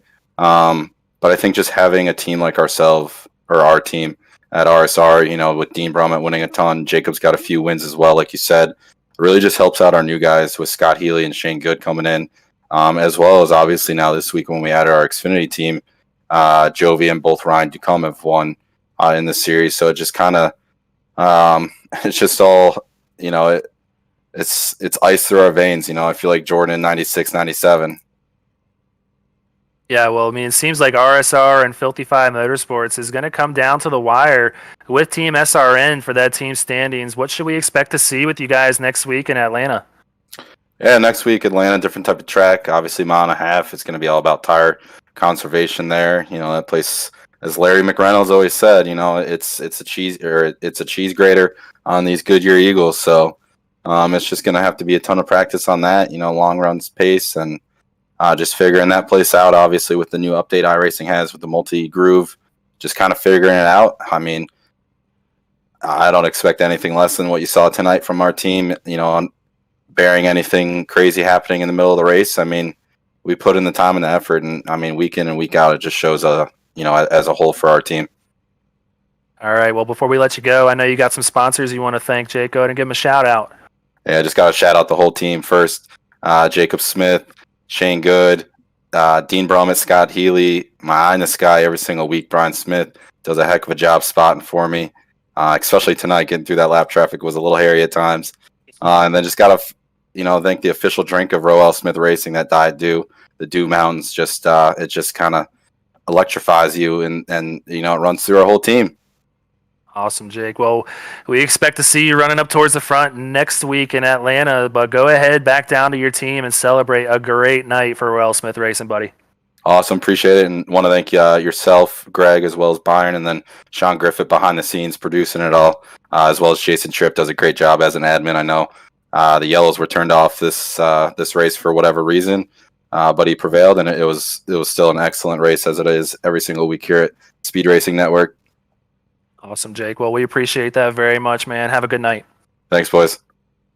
All right. Well, you see it there. Our top 5, a lot of guys that we're not used to seeing in there. Scott Healy and Brandon Key having a good run tonight. So we'll see if they can keep the momentum up with our leaders next week in Hotlanta for the Hotlanta 200 in Atlanta Motor Speedway on Sunday, March the 21st. That race will start at 8:30 p.m. Central Time, 9:30 Eastern. So go ahead and catch that. But our actual next coverage will be on Wednesday for the Truck Series, Hotlanta 125 in Atlanta Motor Speedway on Wednesday, March 17th. Byron, are we excited for that or what? Oh, yeah, man. It's going to be our first track. iRacing implemented the multi-groove racing, and it's going to be our first track to come to. So I'm excited. I've already been putting in some laps in Atlanta, and looking forward to it. Well, on behalf of Sean Griffith and Byron McDonald and all of our sponsors here at SRN, we appreciate you guys so much for joining us tonight for the Cactus 200 here at Phoenix Motor Speedway. Please join us on Wednesday for the truck race, as you see it right there, March 17th at 9:30 p.m. Central Time, 10:30 Eastern. They're going to put on a great show. But as I sign off, just remember, guys, always go faster, and thanks for joining us.